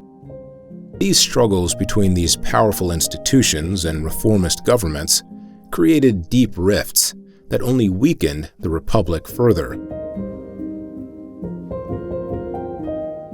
Between 1821 and 1857, Mexico had an astonishing turnover in leadership. More than 50 different governments, both federalist and centralist in nature, rose and fell during this brief window, giving the young republic an average of less than 8 months per regime. This revolving door of leadership made long-term planning nearly impossible. Laws were rewritten, treaties were renegotiated, and projects were abandoned as each new administration sought to impose its vision of governance. Political experiments became common during this period. In one bizarre example, Mexico briefly adopted a triumvirate system, with 3 individuals sharing the executive branch. Unsurprisingly, this experiment was short-lived, further highlighting the difficulty of building lasting solutions in such a volatile environment. The debate between federalism and centralism was far from academic. It shaped the nation's trajectory. Uprisings, coups, and outright civil wars became regular features of the early republic as leaders struggled to enforce their vision on the fractured country. These internal struggles didn't just destabilize the nation, they also left Mexico vulnerable to external threats. The political chaos sapped resources, delayed reforms, and created a perception of the young republic as fragile and disorganized, a dangerous reputation in an era when the ambitions of neighboring powers like the United States were beginning to loom large. Mexico in the early 1800s faced a problem. It was vast and underpopulated in crucial areas, especially in the northern regions. To fix this, the government extended an open invitation. Anglo-Americans were encouraged to settle in Texas. Land grants were offered, and settlers flooded in, outnumbering the Mexican population within just a few decades. But with these settlers came tensions. Many disregarded Mexican laws, particularly the ban on slavery, which clashed with their agrarian economy. By the 1830s, not only had the settlers established their own communities, but they were demanding greater autonomy, straining relations further. By 1835, these tensions erupted into outright rebellion. The settlers, joined by some Tejanos, Texans of Mexican descent, declared independence from Mexico. Among the rebellion's pivotal moments was the legendary Battle of the Alamo in 1836. For nearly 2 weeks, a small group of Texan defenders, including figures like Davy Crockett and Jim Bowie, held off Santa Anna's much larger army. Despite their efforts, the defenders were ultimately overwhelmed, and Santa Anna's forces claimed victory. It was a crushing loss for the Texans, but simultaneously a rallying cry. Within weeks, the tables turned at the Battle of San Jacinto, where Texan forces, led by Sam Houston, ambushed and defeated Santa Anna. The Mexican president was captured and, under duress, signed a treaty recognizing Texan independence. Mexico, however, never truly acknowledged this separation. The Republic of Texas stood as an independent nation for almost a decade, plagued by instability and frequent skirmishes with Mexico. Eventually, in 1845, it was annexed by the United States, sparking outrage in Mexico. This act set the stage for the Mexican-American War, which broke out a year later in 1846. Border disputes over the Nueces River and the Rio Grande further escalated the conflict. The U.S., fueled by manifest destiny, pushed aggressively into disputed territory. For Mexico, the challenge was immense. Internal division, political instability, and a lack of resources made a cohesive defense nearly impossible. American forces quickly advanced, employing superior weaponry and logistics. Major offensives targeted key Mexican strongholds, such as the port city of Veracruz. From there, U.S. troops marched inland, pushing closer to the heart of Mexico. In 1847, they reached Mexico City, breaching its defenses after a bloody assault on Chapultepec Castle. It was here that the Niños Héroes, a group of teenage cadets, became immortalized in Mexican history. According to legend, one cadet wrapped himself in the Mexican flag and leapt to his death rather than surrender, a symbol of ultimate patriotism. The war ended in 1848 with the Treaty of Guadalupe Hidalgo. The demands placed on Mexico were staggering. In exchange for $15 million, a paltry sum even then, Mexico ceded over half its territory. This included lands that would later become California, Arizona, New Mexico, Utah, Nevada, and Texas. For the US, it was a massive expansion. For Mexico, it was a devastating loss, ripping away nearly half its landmass and leaving profound scars. Beyond territorial losses, the war's outcome fueled anger and distrust within Mexico itself. Leaders were blamed for their failures, and the war became a turning point in reshaping the national psyche. Yet it wasn't all defeat. The conflict planted the seeds of reform. Disillusionment with elite politicians gave rise to new ideas about identity, governance, and justice, laying the groundwork for future movements. For the US, the war also served as a training ground for officers who would later clash in the Civil War, like Ulysses S. Grant and Robert E. Lee. The legacy of the war extended well beyond military maps or treaties. It symbolized the challenges of nationhood for Mexico and the lengths it would go to maintain its sovereignty, even when outmatched. For the US, it was a consequence of expansionist ambition, leaving a complex and still debated legacy. The Mexican-American War left deep scars on Mexico, creating a sense of urgency about the country's future. Many saw the loss of over half its territory not just as a military defeat, but as evidence of systemic failure, an outdated colonial society led by a corrupt elite.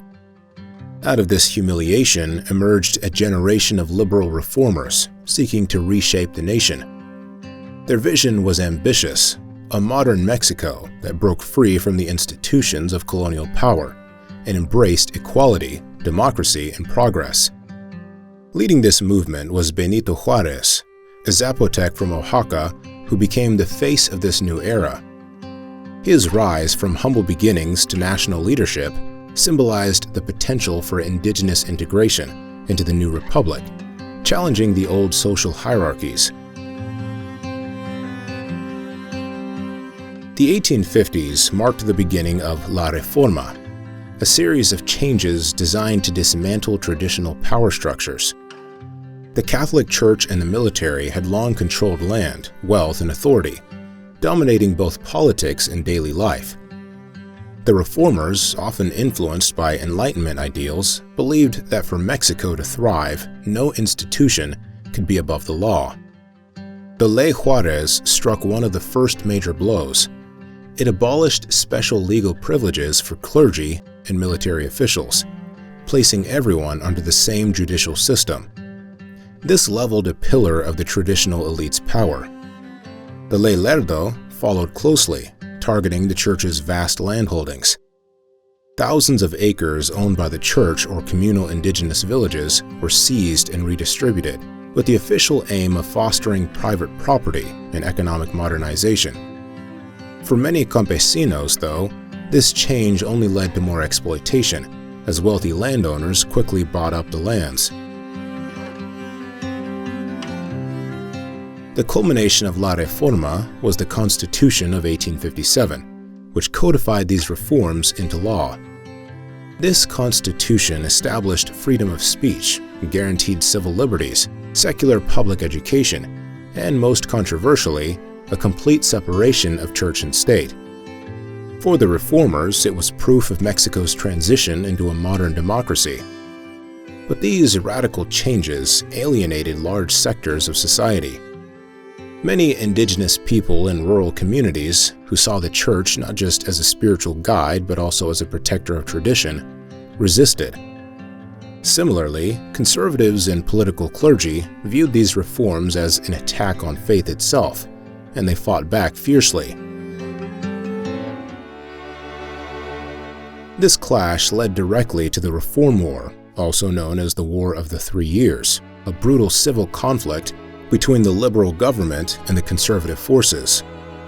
The war raged from 1857 to 1861, leaving the country's economy in ruins and its people exhausted. Towns and cities became battlegrounds, and neither side emerged unscathed. Yet the liberals won, and Benito Juárez assumed the presidency, solidifying the reforms on paper. Still, the deep divisions within Mexico didn't vanish with the liberals' victory. The rural poor, who remained devoutly Catholic, saw Juárez's government as foreign to their values, sowing seeds of mistrust that lingered for decades. Despite the turmoil, the Reform era achieved something unprecedented in Latin America at the time. It made Mexico one of the first nations to formally separate church and state, a groundbreaking move that inspired admiration and outrage alike. This was more than a legal change, it was a cultural shift, one that redefined what it meant to be Mexican in a secular republic. Juárez himself embodied the era's ideals. As the first full-blooded indigenous president in the Americas, his leadership shattered barriers of race and class. His famous phrase, "El respeto al derecho ajeno es la paz," or respect for the rights of others is peace, captured the essence of his vision for a nation built on individual rights and mutual respect. The Reform era may have laid the foundations for modern Mexico, but it didn't solve the nation's deep divisions. The old power structures resisted change at every turn, and discontent remained widespread. Yet the principles of La Reforma, equality before the law, secular governance, and the rights of the individual, would shape Mexico for generations. The victory of the reformers wasn't the end of the struggle, it was the beginning of a new chapter, one still marked by conflict, but also by the hope of progress. In 1861, Mexico was in tatters. Years of war had drained the country's coffers, and the government was drowning in debt to foreign powers like France, Britain, and Spain. Faced with an empty treasury, President Benito Juárez made a drastic decision. He would suspend all payments on foreign loans. This angered Mexico's creditors, and soon, naval forces from all three countries arrived intent on collecting their debt. But a surprising twist unfolded. While Britain and Spain negotiated and withdrew, France, under Emperor Napoleon III, had a far greater ambition. Napoleon saw an opportunity to expand French influence in the Americas by installing a monarchy in Mexico, one that would serve as a model Catholic empire and a loyal ally to the French crown. Napoleon needed a figurehead, a ruler for his new empire, and found one in Archduke Maximilian of Austria. Descended from European royalty, Maximilian was well-educated, idealistic, and eager to rule. Napoleon promised him that the Mexican people would welcome him as a liberator. Backed by Mexican conservatives who had been alienated by Juárez's liberal reforms, Maximilian officially accepted the throne in 1864 and arrived in Mexico with his wife Carlota. What awaited them was far from the warm embrace they had been promised. In reality, the so-called Mexican Empire survived only because of French military might, and much of the population rejected the idea of a European monarchy imposed on their soil. Maximilian's reign was full of contradictions. While his rule was supported by conservative factions hoping to restore the power of the Catholic Church and the old order, Maximilian himself held surprisingly liberal views. In fact, he kept several of Juárez's reform laws in place, such as land reforms and the separation of church and state. These decisions alienated his conservative backers, who now began to see him as ineffective and detached. Meanwhile, Juárez and his army refused to surrender. From the northern regions of Mexico, they coordinated a determined guerrilla resistance, wearing down French supply lines and morale. Events outside Mexico's borders soon tipped the scales. In 1865, the United States emerged victorious from its Civil War. With its own house in order, the U.S. invoked the Monroe Doctrine, which opposed European intervention in the Americas and began pressuring France to withdraw. Napoleon III, facing growing opposition at home and fearing conflict with the US, reluctantly pulled his troops out of Mexico. Stripped of French military support by 1867, Maximilian's empire crumbled. His conservative allies abandoned him, sensing the tide had turned. In a final act of desperation, Maximilian refused to flee and instead tried to rally his remaining forces, but he was soon captured by Juárez's army. Maximilian's defeat was sealed. On June 19, 1867, he was executed by firing squad, along with 2 of his generals. According to historical accounts, his final words were, "Viva Mexico," a haunting declaration from a man caught between loyalty to his ideals and the reality of his downfall. His death marked the end of monarchy in Mexico for good and elevated Juárez as a symbol of national resistance and sovereignty.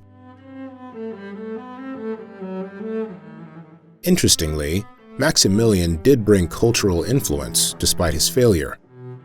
European customs, architecture, and even foods like Viennese pastries made their way into Mexican culture, shaping aspects of modern-day life. Yet his reign is remembered as a foreign imposition, a failed attempt to turn Mexico into a reflection of European values. In the end, the empire's collapse reaffirmed the nation's independence and the resilience of its republican ideals in the face of immense external pressure. After the fall of Maximilian in 1867, Benito Juárez returned to the presidency with a singular focus, rebuilding a country still fractured by years of foreign intervention and civil conflict. Juárez believed the key to national stability lay in the principles of La Reforma, which emphasized a secular constitutional republic. His government prioritized reuniting a deeply divided society while reinstating state control over institutions like the military and the Catholic Church. Restoring the damaged infrastructure left from years of war was essential, as was advancing public education, to modernize the country and foster a sense of shared identity. For Juárez, these efforts weren't merely political goals. They symbolized a Mexico that no longer relied on colonial institutions or foreign frameworks, but instead relied on its own vision of progress and lawfulness. The challenges he faced were enormous. Mexico's economy was shattered, and conservative factions had not disappeared with the collapse of Maximilian's empire. In fact, local strongmen or caudillos remained scattered across the regions, acting as regional powers resistant to centralized authority. Juárez's vision of a rational secular republic clashed with those who still longed for the traditional hierarchical structures of the past. Yet despite this, Juárez pressed on, weaving his reforms into the country's laws and institutions, with the belief that Mexico's long-term future depended on their success. His push for public education, for example, promoted secular schools as a counter to the church's historical monopoly on learning. By creating spaces for civic education, Juárez sought to empower ordinary Mexicans and reduce the influence of religion in public life. Even so, Juárez's presidency wasn't without controversy. While he championed rights and modernization, his leadership style began to draw criticism, particularly as he maneuvered to maintain power. In 1871, he sought re-election, which many saw as a departure from democratic ideals. This move created a political firestorm. His former ally, Porfirio Díaz, openly opposed him, accusing Juárez of clinging to power and launching the failed Plan de la Noria rebellion to unseat him. Although Juárez managed to maintain his position during this challenge, the rebellion revealed growing dissatisfaction, even among those who had once supported him. Juárez's health began to suffer under the weight of his endless political battles.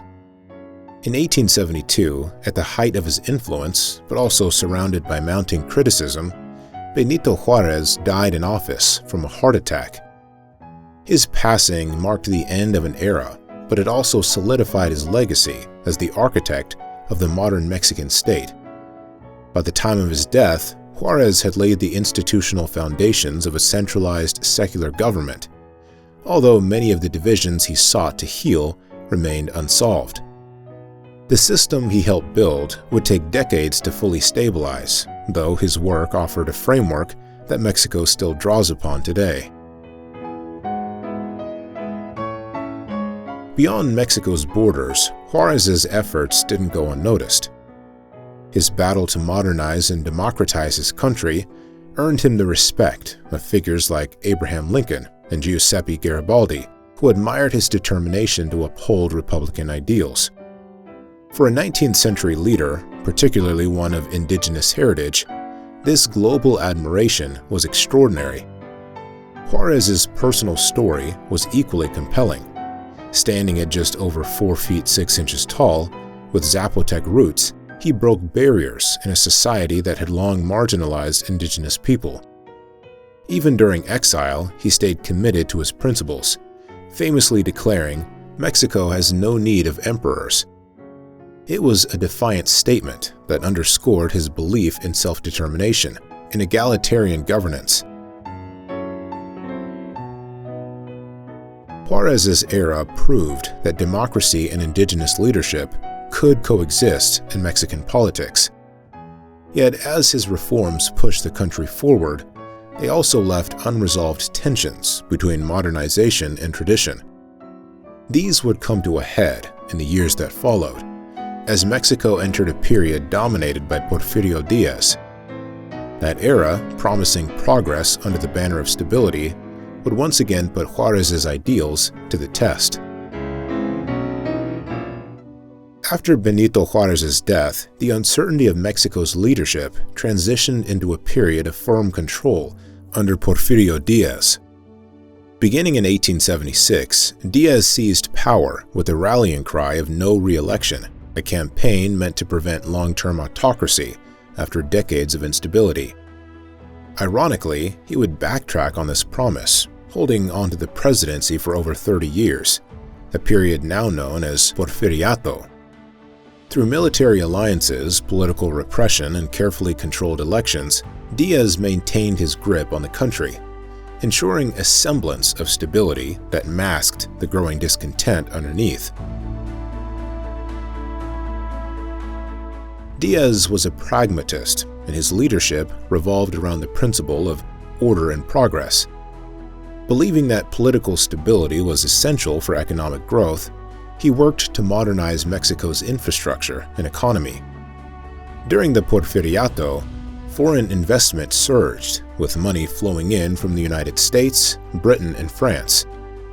Railroads expanded rapidly, connecting ports to inland cities and opening new markets for agriculture and mining. By 1910, Mexico boasted over 15,000 kilometers of railway tracks, more than any other Latin American nation at the time. Telegraph lines crisscrossed the country, and urban centers, particularly Mexico City, were transformed. Streets were paved, streetcars ran through neighborhoods, and French-style architecture dominated the city's skyline, earning it the nickname Paris of the Americas. While these changes created an image of industrial and social progress, the benefits were largely confined to the elite. Wealth from mining, manufacturing, and agriculture concentrated in the hands of landowners and foreign investors, leaving little for ordinary Mexicans. The científicos, Díaz's cadre of technocratic advisors, promoted the philosophy of scientific positivism. This ideology framed technological and economic progress as inherently tied to modernization, while justifying extreme income inequality. Under the científicos' influence, policies favored large estates, or haciendas, at the expense of small farmers and indigenous communities. The result was the systematic dispossession of ancestral lands, which left countless rural families as laborers on large haciendas or pushed them into urban poverty. Dissent was not tolerated under Díaz's regime. Political opposition, whether from liberal reformers, indigenous groups, or workers, was met with censorship, imprisonment, or exile. The press was tightly controlled, unions were banned, and protests were often crushed with brutal force. One of the most devastating instances of state violence occurred during the Yaqui Wars, where indigenous Yaqui people in northern Mexico resisted displacement and exploitation. As a response, Díaz's government launched campaigns to suppress Yaqui resistance, which included forced migration and enslavement.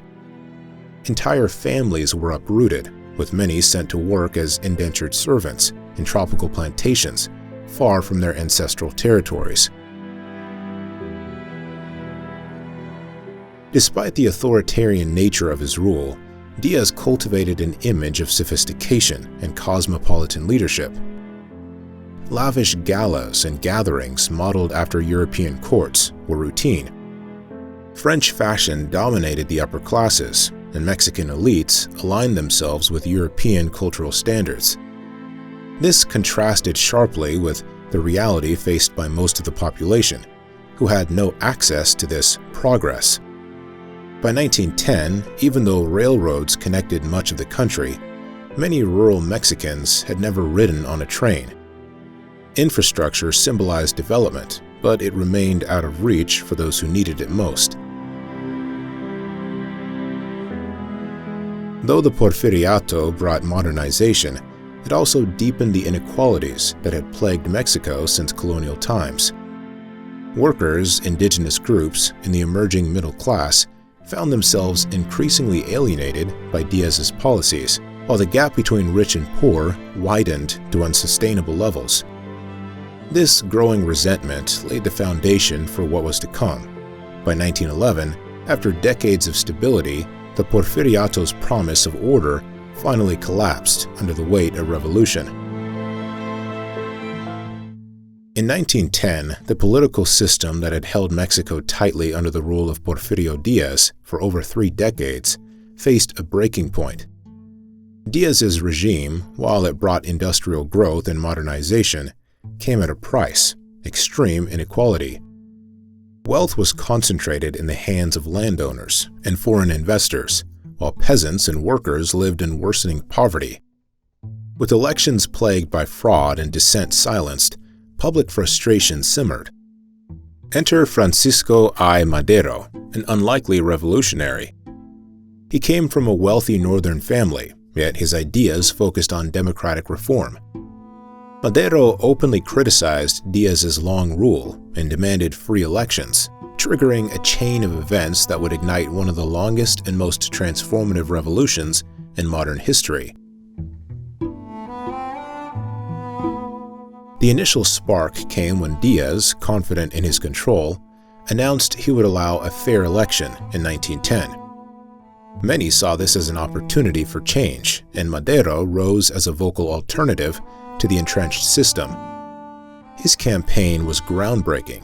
It emphasized the concept of direct elections and an end to re-election, a practice Díaz had conveniently ignored throughout his rule. However, when it became clear that Madero could pose a legitimate challenge, Díaz responded in the manner he knew best. He had Madero arrested. Despite this, Madero escaped to the United States and issued the Plan of San Luis Potosí, calling for Mexicans to rise up against Díaz and demand political reform. His words resonated, especially with farmers, workers, and regional leaders who had grown tired of Díaz's rule. The response was immediate and widespread. Rural uprisings echoed across the country, and revolutionary armies began to take shape. Leaders like Emiliano Zapata in the south rallied peasants fighting for land reform. In the north, figures such as Pascual Orozco and Pancho Villa took up arms, giving the revolution regional diversity and scope. By 1911, faced with an increasingly unstable nation and mounting military defeats, Diaz resigned and fled to Europe, bringing the Porfiriato to an unceremonious end. Madero took office later that year, heralding what initially seemed like a new era of democracy. Yet Madero quickly realized that governing a nation in the midst of revolution was far more difficult than launching one. His reformist platform wasn't enough to satisfy the disparate revolutionary factions.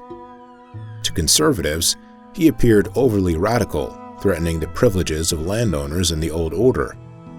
To radicals like Zapata, he was a disappointment, as his government refused to enact sweeping land reforms. Zapata even issued his own plan, the Plan of Ayala, denouncing Madero's presidency and calling for land redistribution. These fractures weakened Madero's authority at a critical time. In 1913, the dissatisfaction culminated in a coup led by General Victoriano Huerta, a figure deeply tied to the old Diaz regime. During a chaotic 10-day conflict known as La Decena Trágica in Mexico City, Madero was overthrown and subsequently assassinated. Huerta assumed power, attempting to crush the revolutionary momentum. His dictatorship caused an even larger wave of resistance. This second phase of the revolution ushered in iconic leaders like Venustiano Carranza, Zapata, and Villa, each representing different visions for Mexico's future. The revolution that had begun as a political awakening became a broader struggle over land, labor, and identity. The human cost of the Mexican Revolution was staggering. Between 1910 and 1920, over 1 million Mexicans died, nearly 10% of the population, making it one of the deadliest conflicts in the Western Hemisphere. Beyond the death toll, the war displaced countless families, with many seeking refuge in the United States.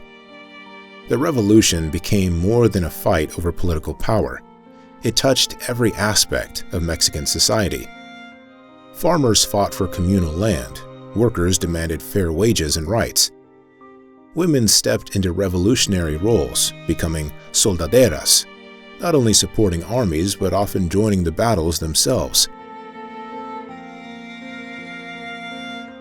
Amid the chaos, one of the more curious elements of the early revolution was Madero himself. Despite his earnest rhetoric about democracy and reform, he was complex and eccentric. Known for his belief in spiritualism, Madero regularly held seances and claimed to communicate with spirits, even as he orchestrated revolutionary efforts. This peculiar facet of his personality set him apart from conventional political figures of his time, adding an almost surreal dimension to his role in the revolution. Unlike many revolutions, the Mexican Revolution had no single ideology or unifying leader. It was a fragmented yet deeply personal struggle for different communities across the country. For some, it was about reclaiming lost lands. For others, it was the fight for labor rights or representation. Its decentralized nature meant that even as battles raged, competing visions for the nation's future clashed. Out of this chaos would emerge a redefinition of Mexico itself, though the path would remain anything but smooth. The Mexican Revolution quickly fragmented into competing factions, each led by a figure who embodied a different vision for the country's future. At the heart of this splintered conflict were three iconic leaders: Emiliano Zapata, Pancho Villa, and Venustiano Carranza. Each commanded massive followings, yet their goals often clashed, turning allies into rivals and the revolution into a prolonged and chaotic struggle. Emiliano Zapata emerged as the voice of the agrarian South. A farmer from the state of Morelos, he stood for the rights of indigenous and rural communities who had suffered under the hacienda system. Zapata's rallying cry, Tierra y Libertad, land and freedom, epitomized his singular focus, land reform. He believed the revolution's primary purpose was to return land stolen from campesinos to its rightful owners. In 1911, frustrated by the lack of meaningful action, Zapata issued the Plan de Ayala. This bold manifesto rejected the leadership of Francisco I. Madero and demanded land redistribution, creating a framework for radical agrarian reform. Though Zapata struggled with reading and writing, he dictated some of the era's most powerful revolutionary documents, leaving a legacy rooted in the fight for social justice. In northern Mexico, Pancho Villa's rise to prominence took a different path. Born into poverty, he lived much of his early life on the margins of the law, becoming a bandit before turning into a revolutionary leader. Villa commanded the Northern Division, an army of cowboys, miners, and laborers who brought guerrilla warfare to new heights. His charisma and fierce determination made him a folk hero, not just in the North but across the country. Villa's leadership was defined by his ability to inspire loyalty among his troops, who saw him as one of their own. He wasn't just a fighter, he also carried out social programs in the territories under his control, redistributing land and raiding federal stores to supply his followers. In 1916, he crossed the border and raided the town of Columbus, New Mexico, an act that prompted the U.S. government to send 10,000 soldiers, led by General John Pershing, into Mexico in a failed attempt to capture him. This only added to Villa's legend.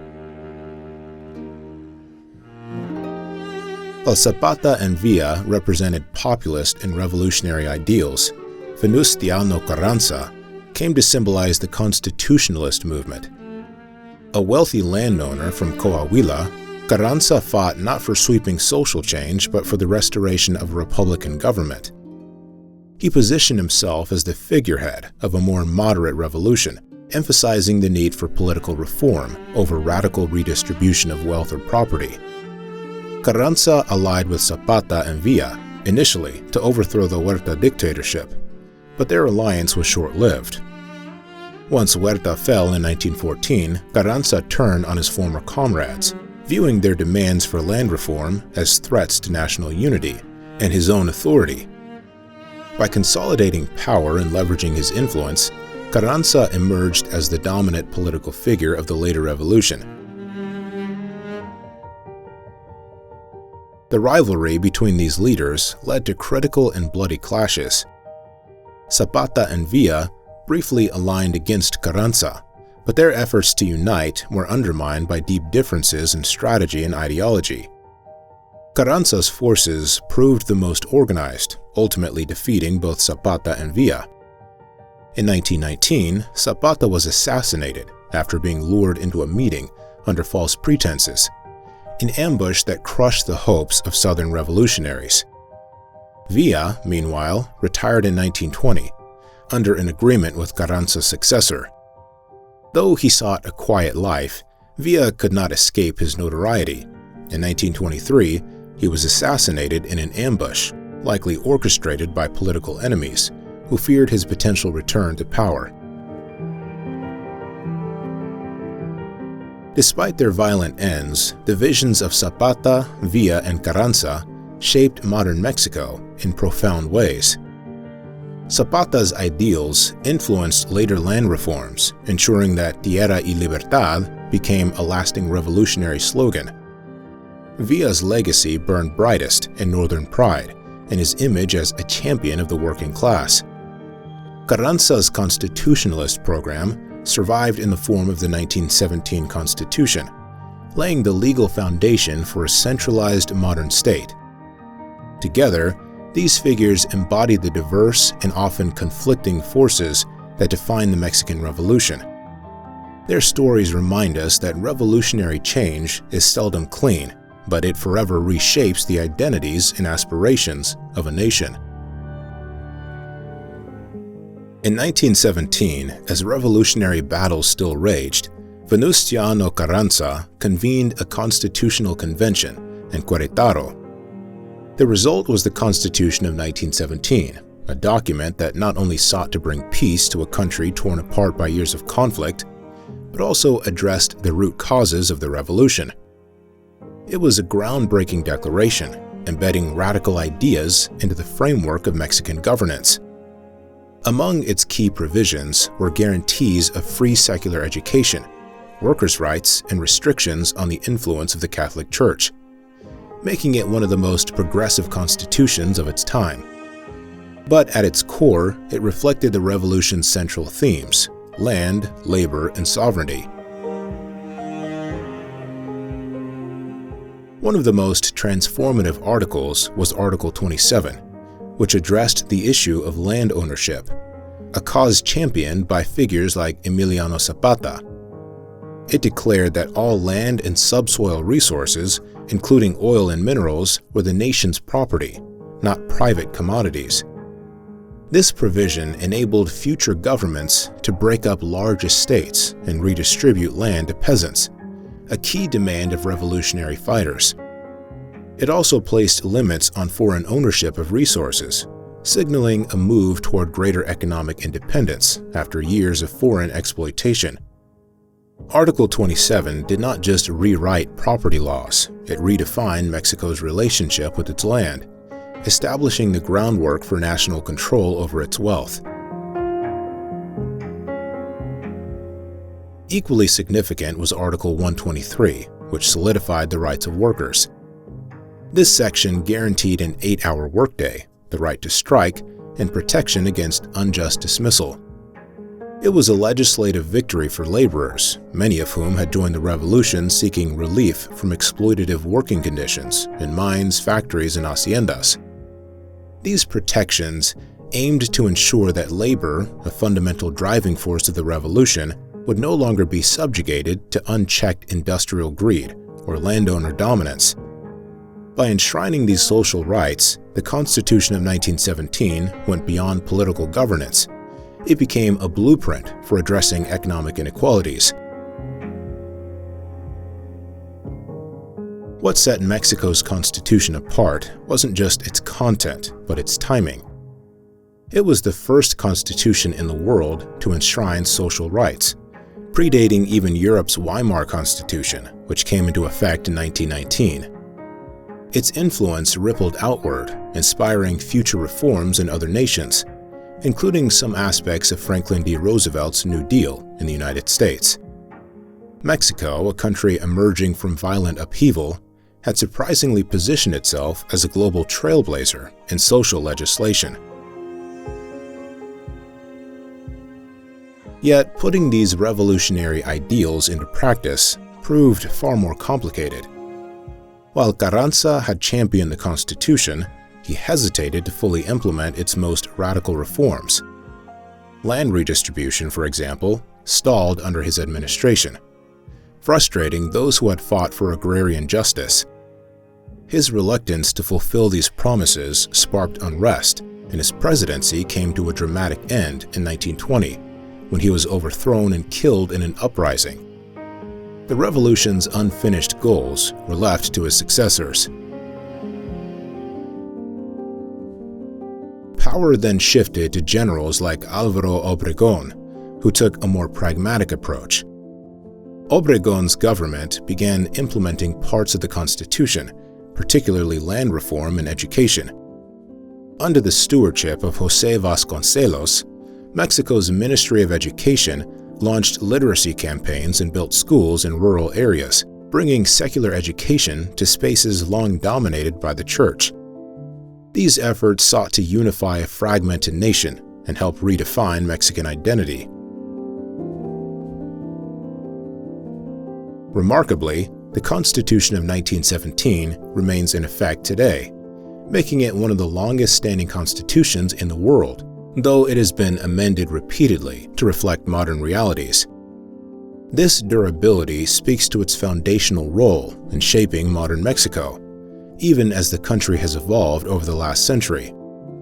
It continues to embody the ideals of revolutionary reform, serving as a reminder of the struggles that gave birth to its provisions. Even the personalities behind the revolution left their mark on this era. Álvaro Obregón, despite losing his right arm in battle, was a master strategist both on and off the battlefield. Famously, he once defeated a chess master using only one hand. It was this combination of wit and pragmatism that allowed him to navigate the tumultuous post-revolutionary landscape, steering Mexico toward institutional reform while carefully balancing its many competing factions. The Constitution of 1917 marked a definitive break from Mexico's oppressive past while pointing to a more equitable future. It symbolized not just the end of the armed revolution, but the beginning of a new challenge, building a nation on the ideals fought for by so many. However, as revolutionary dust settled, the revolution's goals moved from battlegrounds to political institutions, where they would help create a centralized state. For Mexico, the Constitution wasn't just a victory, it was a compromise between what the revolution had promised and what the nation could realistically achieve. In 1929, with Mexico reeling from years of revolutionary violence, Plutarco Elias Calles offered a solution that would shape the nation's politics for the rest of the 20th century. Rather than let power rest in the hands of warlords and shifting alliances, Calles created the National Revolutionary Party, or PNR. It wasn't just a political party, it was a framework to unite the country's fractured factions under a single system. By absorbing former enemies, revolutionaries, unions, intellectuals, and even agrarian leaders, the PNR later rebranded as the Institutional Revolutionary Party, PRI, in 1946, ensured that opposition didn't need crushing. It could simply be co-opted. What set the PRI apart was its remarkable strategy of maintaining a veneer of democracy while controlling every aspect of Mexican politics. Each president served a single 6-year term, known as sexenio, and chose their successor through a practice called el dedazo. This informal, almost monarchical system gave the people the perception of change while ensuring continuity of power within the same structure. Elections were tightly managed. Opposition parties could technically run, but the PRI ensured their own victory, sometimes with turnout numbers suspiciously over 100% in certain areas. Voting for many was an orchestrated ritual with no real consequences. The PRI's dominance became a defining feature of modern Mexico, ushering in an era of political stability that many Latin American countries envied. During a time when the continent was rife with military coups and dictatorships, Mexico remained free of such disruptions. This stability was no accident. The PRI carefully folded the military into the party system, granting generals political influence while ensuring their loyalty. Without an army waiting to seize control, the PRI maintained a tight grip on the country for a staggering 71 years. One of the party's most significant leaders was Lázaro Cárdenas, who served as president from 1934 to 1940. Cárdenas wasn't content to simply continue the PRI's consolidation of power. Instead, he used state authority to undertake bold reforms, closely tied to the ideals of the Mexican Revolution. He redistributed millions of acres of land through the ejido system, collectively owned plots that empowered rural communities. In 1938, he made headlines worldwide by nationalizing the oil industry, kicking out foreign companies that had long profited from Mexico's resources, and creating Pemex, the state-owned oil company that became a symbol of national pride and sovereignty. His commitment to workers and peasants made him one of Mexico's most popular presidents and a symbol of what many hoped the revolutionary state could be. However, not every leader after Cárdenas shared his priorities. As the PRI evolved, it focused more on modernization and maintaining its grip on power, rather than social justice. Economic progress, such as new infrastructure and industrial growth, was undeniable, but it came with a cost. Corruption seeped through every level of government, as patronage networks determined who rose and who fell. The party kept dissent in check through a mix of co-optation and selective repression, silencing critics and manipulating public discourse. The press, for example, often operated as an unofficial arm of the party, ensuring coverage aligned with PRI interests. Yet even with its flaws, the PRI managed to avoid political chaos for decades. This control allowed Mexico to industrialize, expand its economy, and strengthen its international standing. But under the surface, trouble brewed. Poor land distribution, systemic inequality, suppressed freedoms, and electoral tampering planted the seeds of discontent. In many ways, the PRI paradoxically stabilized the country while ensuring that future opposition would eventually erupt. For now, however, it cemented its status as one of the most enduring political machines ever seen. In the summer of 1968, while protests swept across cities from Paris to Chicago, Mexico experienced its own uprising, led by students demanding profound change. Tensions had been simmering for years under the long PRI rule, but it was the students from the National Autonomous University of Mexico, UNAM, and the National Polytechnic Institute, IPN, who brought those frustrations into the open. What began as small demonstrations over university autonomy quickly turned into a mass movement, tens of thousands marching for democracy, freedom of expression, an end to police brutality, and a reprieve from decades of state repression.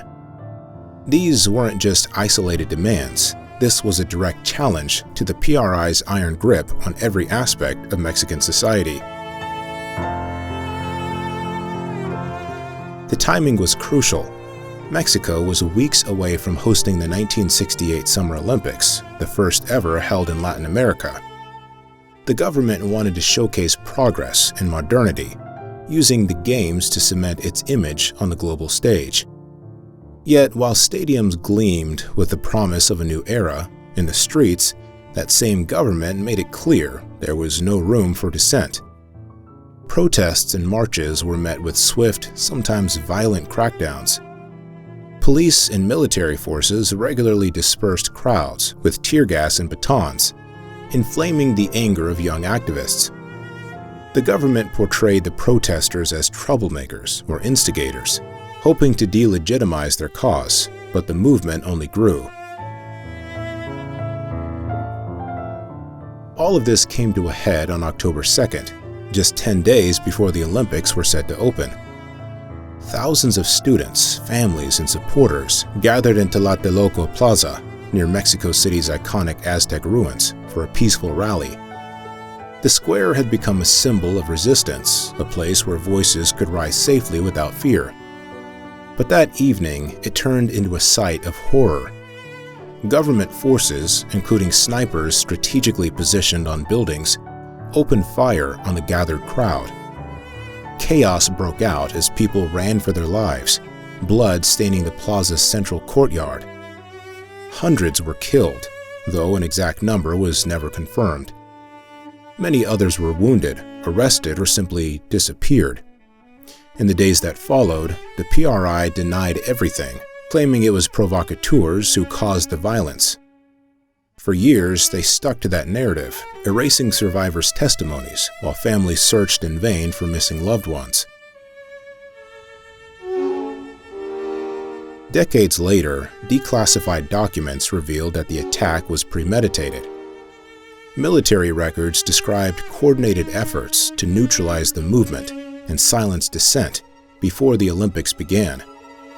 A calculated operation, overseen by high-ranking officials, had snuffed out hundreds of lives in a single night.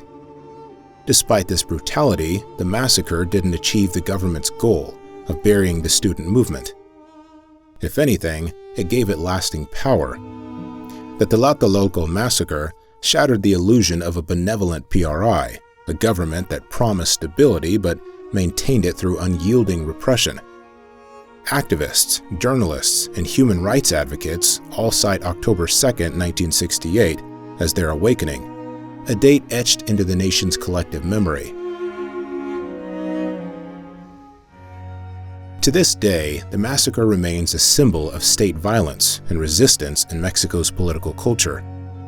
The chant, 2 de octubre no se olvida, October 2nd is not forgotten, is heard every year at protests, rallies, and remembrances.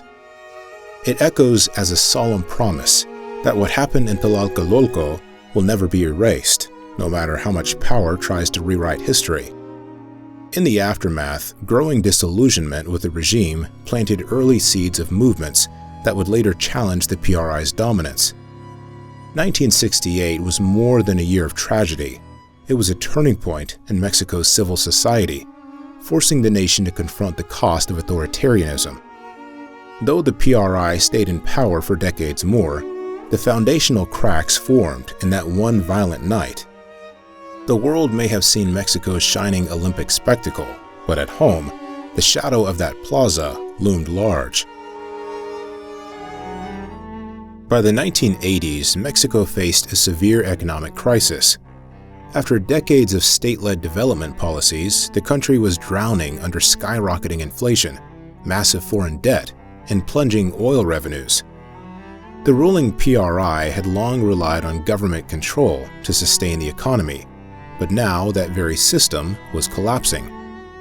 The solution, according to economists and political leaders of the time, was a dramatic shift toward neoliberalism, a philosophy that favored free markets, privatization, and global trade. This marked a turning point in Mexico's economic history, as leaders dismantled the economic framework established during the Mexican Revolution. President Miguel de la Madrid, elected in 1982, was the first to embrace these reforms. He slashed subsidies, opened Mexico's borders to foreign competition, and set the stage for privatization. But it was under his successor, Carlos Salinas de Gortari, that neoliberalism truly became the defining doctrine of Mexican governance. Between 1983 and 1992, over 1,000 state-owned companies were sold off to private hands, including banks, airlines, and telecommunications. This massive sell-off aimed to reduce government inefficiency and attract foreign investment, but it also concentrated wealth and power among a select few, transforming Mexico's business elite. While some sectors modernized and expanded, many workers were left behind, and the rich-poor gap widened. The crowning piece of this economic transformation came in 1994, with the implementation of the North American Free Trade Agreement, or NAFTA. Signed by Mexico, the United States, and Canada, NAFTA created the world's largest free trade zone at the time, eliminating trade barriers and fostering cross-border economic integration. For Mexico, the promise of NAFTA was enormous. Exports surged, with industries like manufacturing thriving in newly established maquiladora zones along the northern border, factories producing goods for export to the U.S. Agricultural exports also grew, but there was a darker side to this rapid integration. Small Mexican farmers, unable to compete with subsidized U.S. goods flooding the market, found themselves pushed to the brink. NAFTA created opportunities, but also stark inequalities, particularly between urban industrial centers and rural agricultural communities. The optimism surrounding NAFTA was interrupted the very day it took effect, January 1, 1994. In the southern state of Chiapas, an armed rebellion erupted, led by the Zapatista Army of National Liberation, EZLN. The Zapatistas, a movement of mostly indigenous peasants, rallied against the neoliberal policies championed by Salinas. They argued that free trade and market reforms stripped rural and indigenous communities of their rights, exacerbating land inequality and eroding traditional ways of life. Under the enigmatic leadership of Subcommandant Marcos, the Zapatistas demanded democracy, justice, and an end to neoliberal exploitation. Their rebellion not only captured national attention, but also resonated globally. In a masterstroke of strategy, the Zapatistas leveraged the early internet to spread their message, making theirs one of the first social movements to gain attention through an emerging digital platform. As if the Zapatista uprising weren't enough, 1994 became a year of cascading crises. The assassination of PRI presidential candidate Luis Donaldo Colosio shocked the nation and raised questions about political stability. Then came the peso crisis. A combination of overvalued currency, investor panic, and declining foreign reserves triggered the collapse of the peso's value. Mexico spiraled into economic turmoil, prompting a US-led bailout to avoid total financial collapse. For millions of Mexicans, these events turned the promises of neoliberal reform into a reality of economic insecurity and disillusionment. The economic shifts of the 1980s and 1990s integrated Mexico into the global economy, but at a high cost. Privatization concentrated wealth, free trade deepened rural poverty, and financial crises exposed the fragility of rapid market liberalization. While some sectors enjoyed progress, others suffered, creating a divided economic landscape that persists to this day. This era planted the seeds for both new forms of activism and the modern political challenges Mexico continues to face. In 2000, after more than 7 decades of uninterrupted PRI dominance, Mexico experienced a political watershed moment. For the first time in modern history, power shifted peacefully to another party.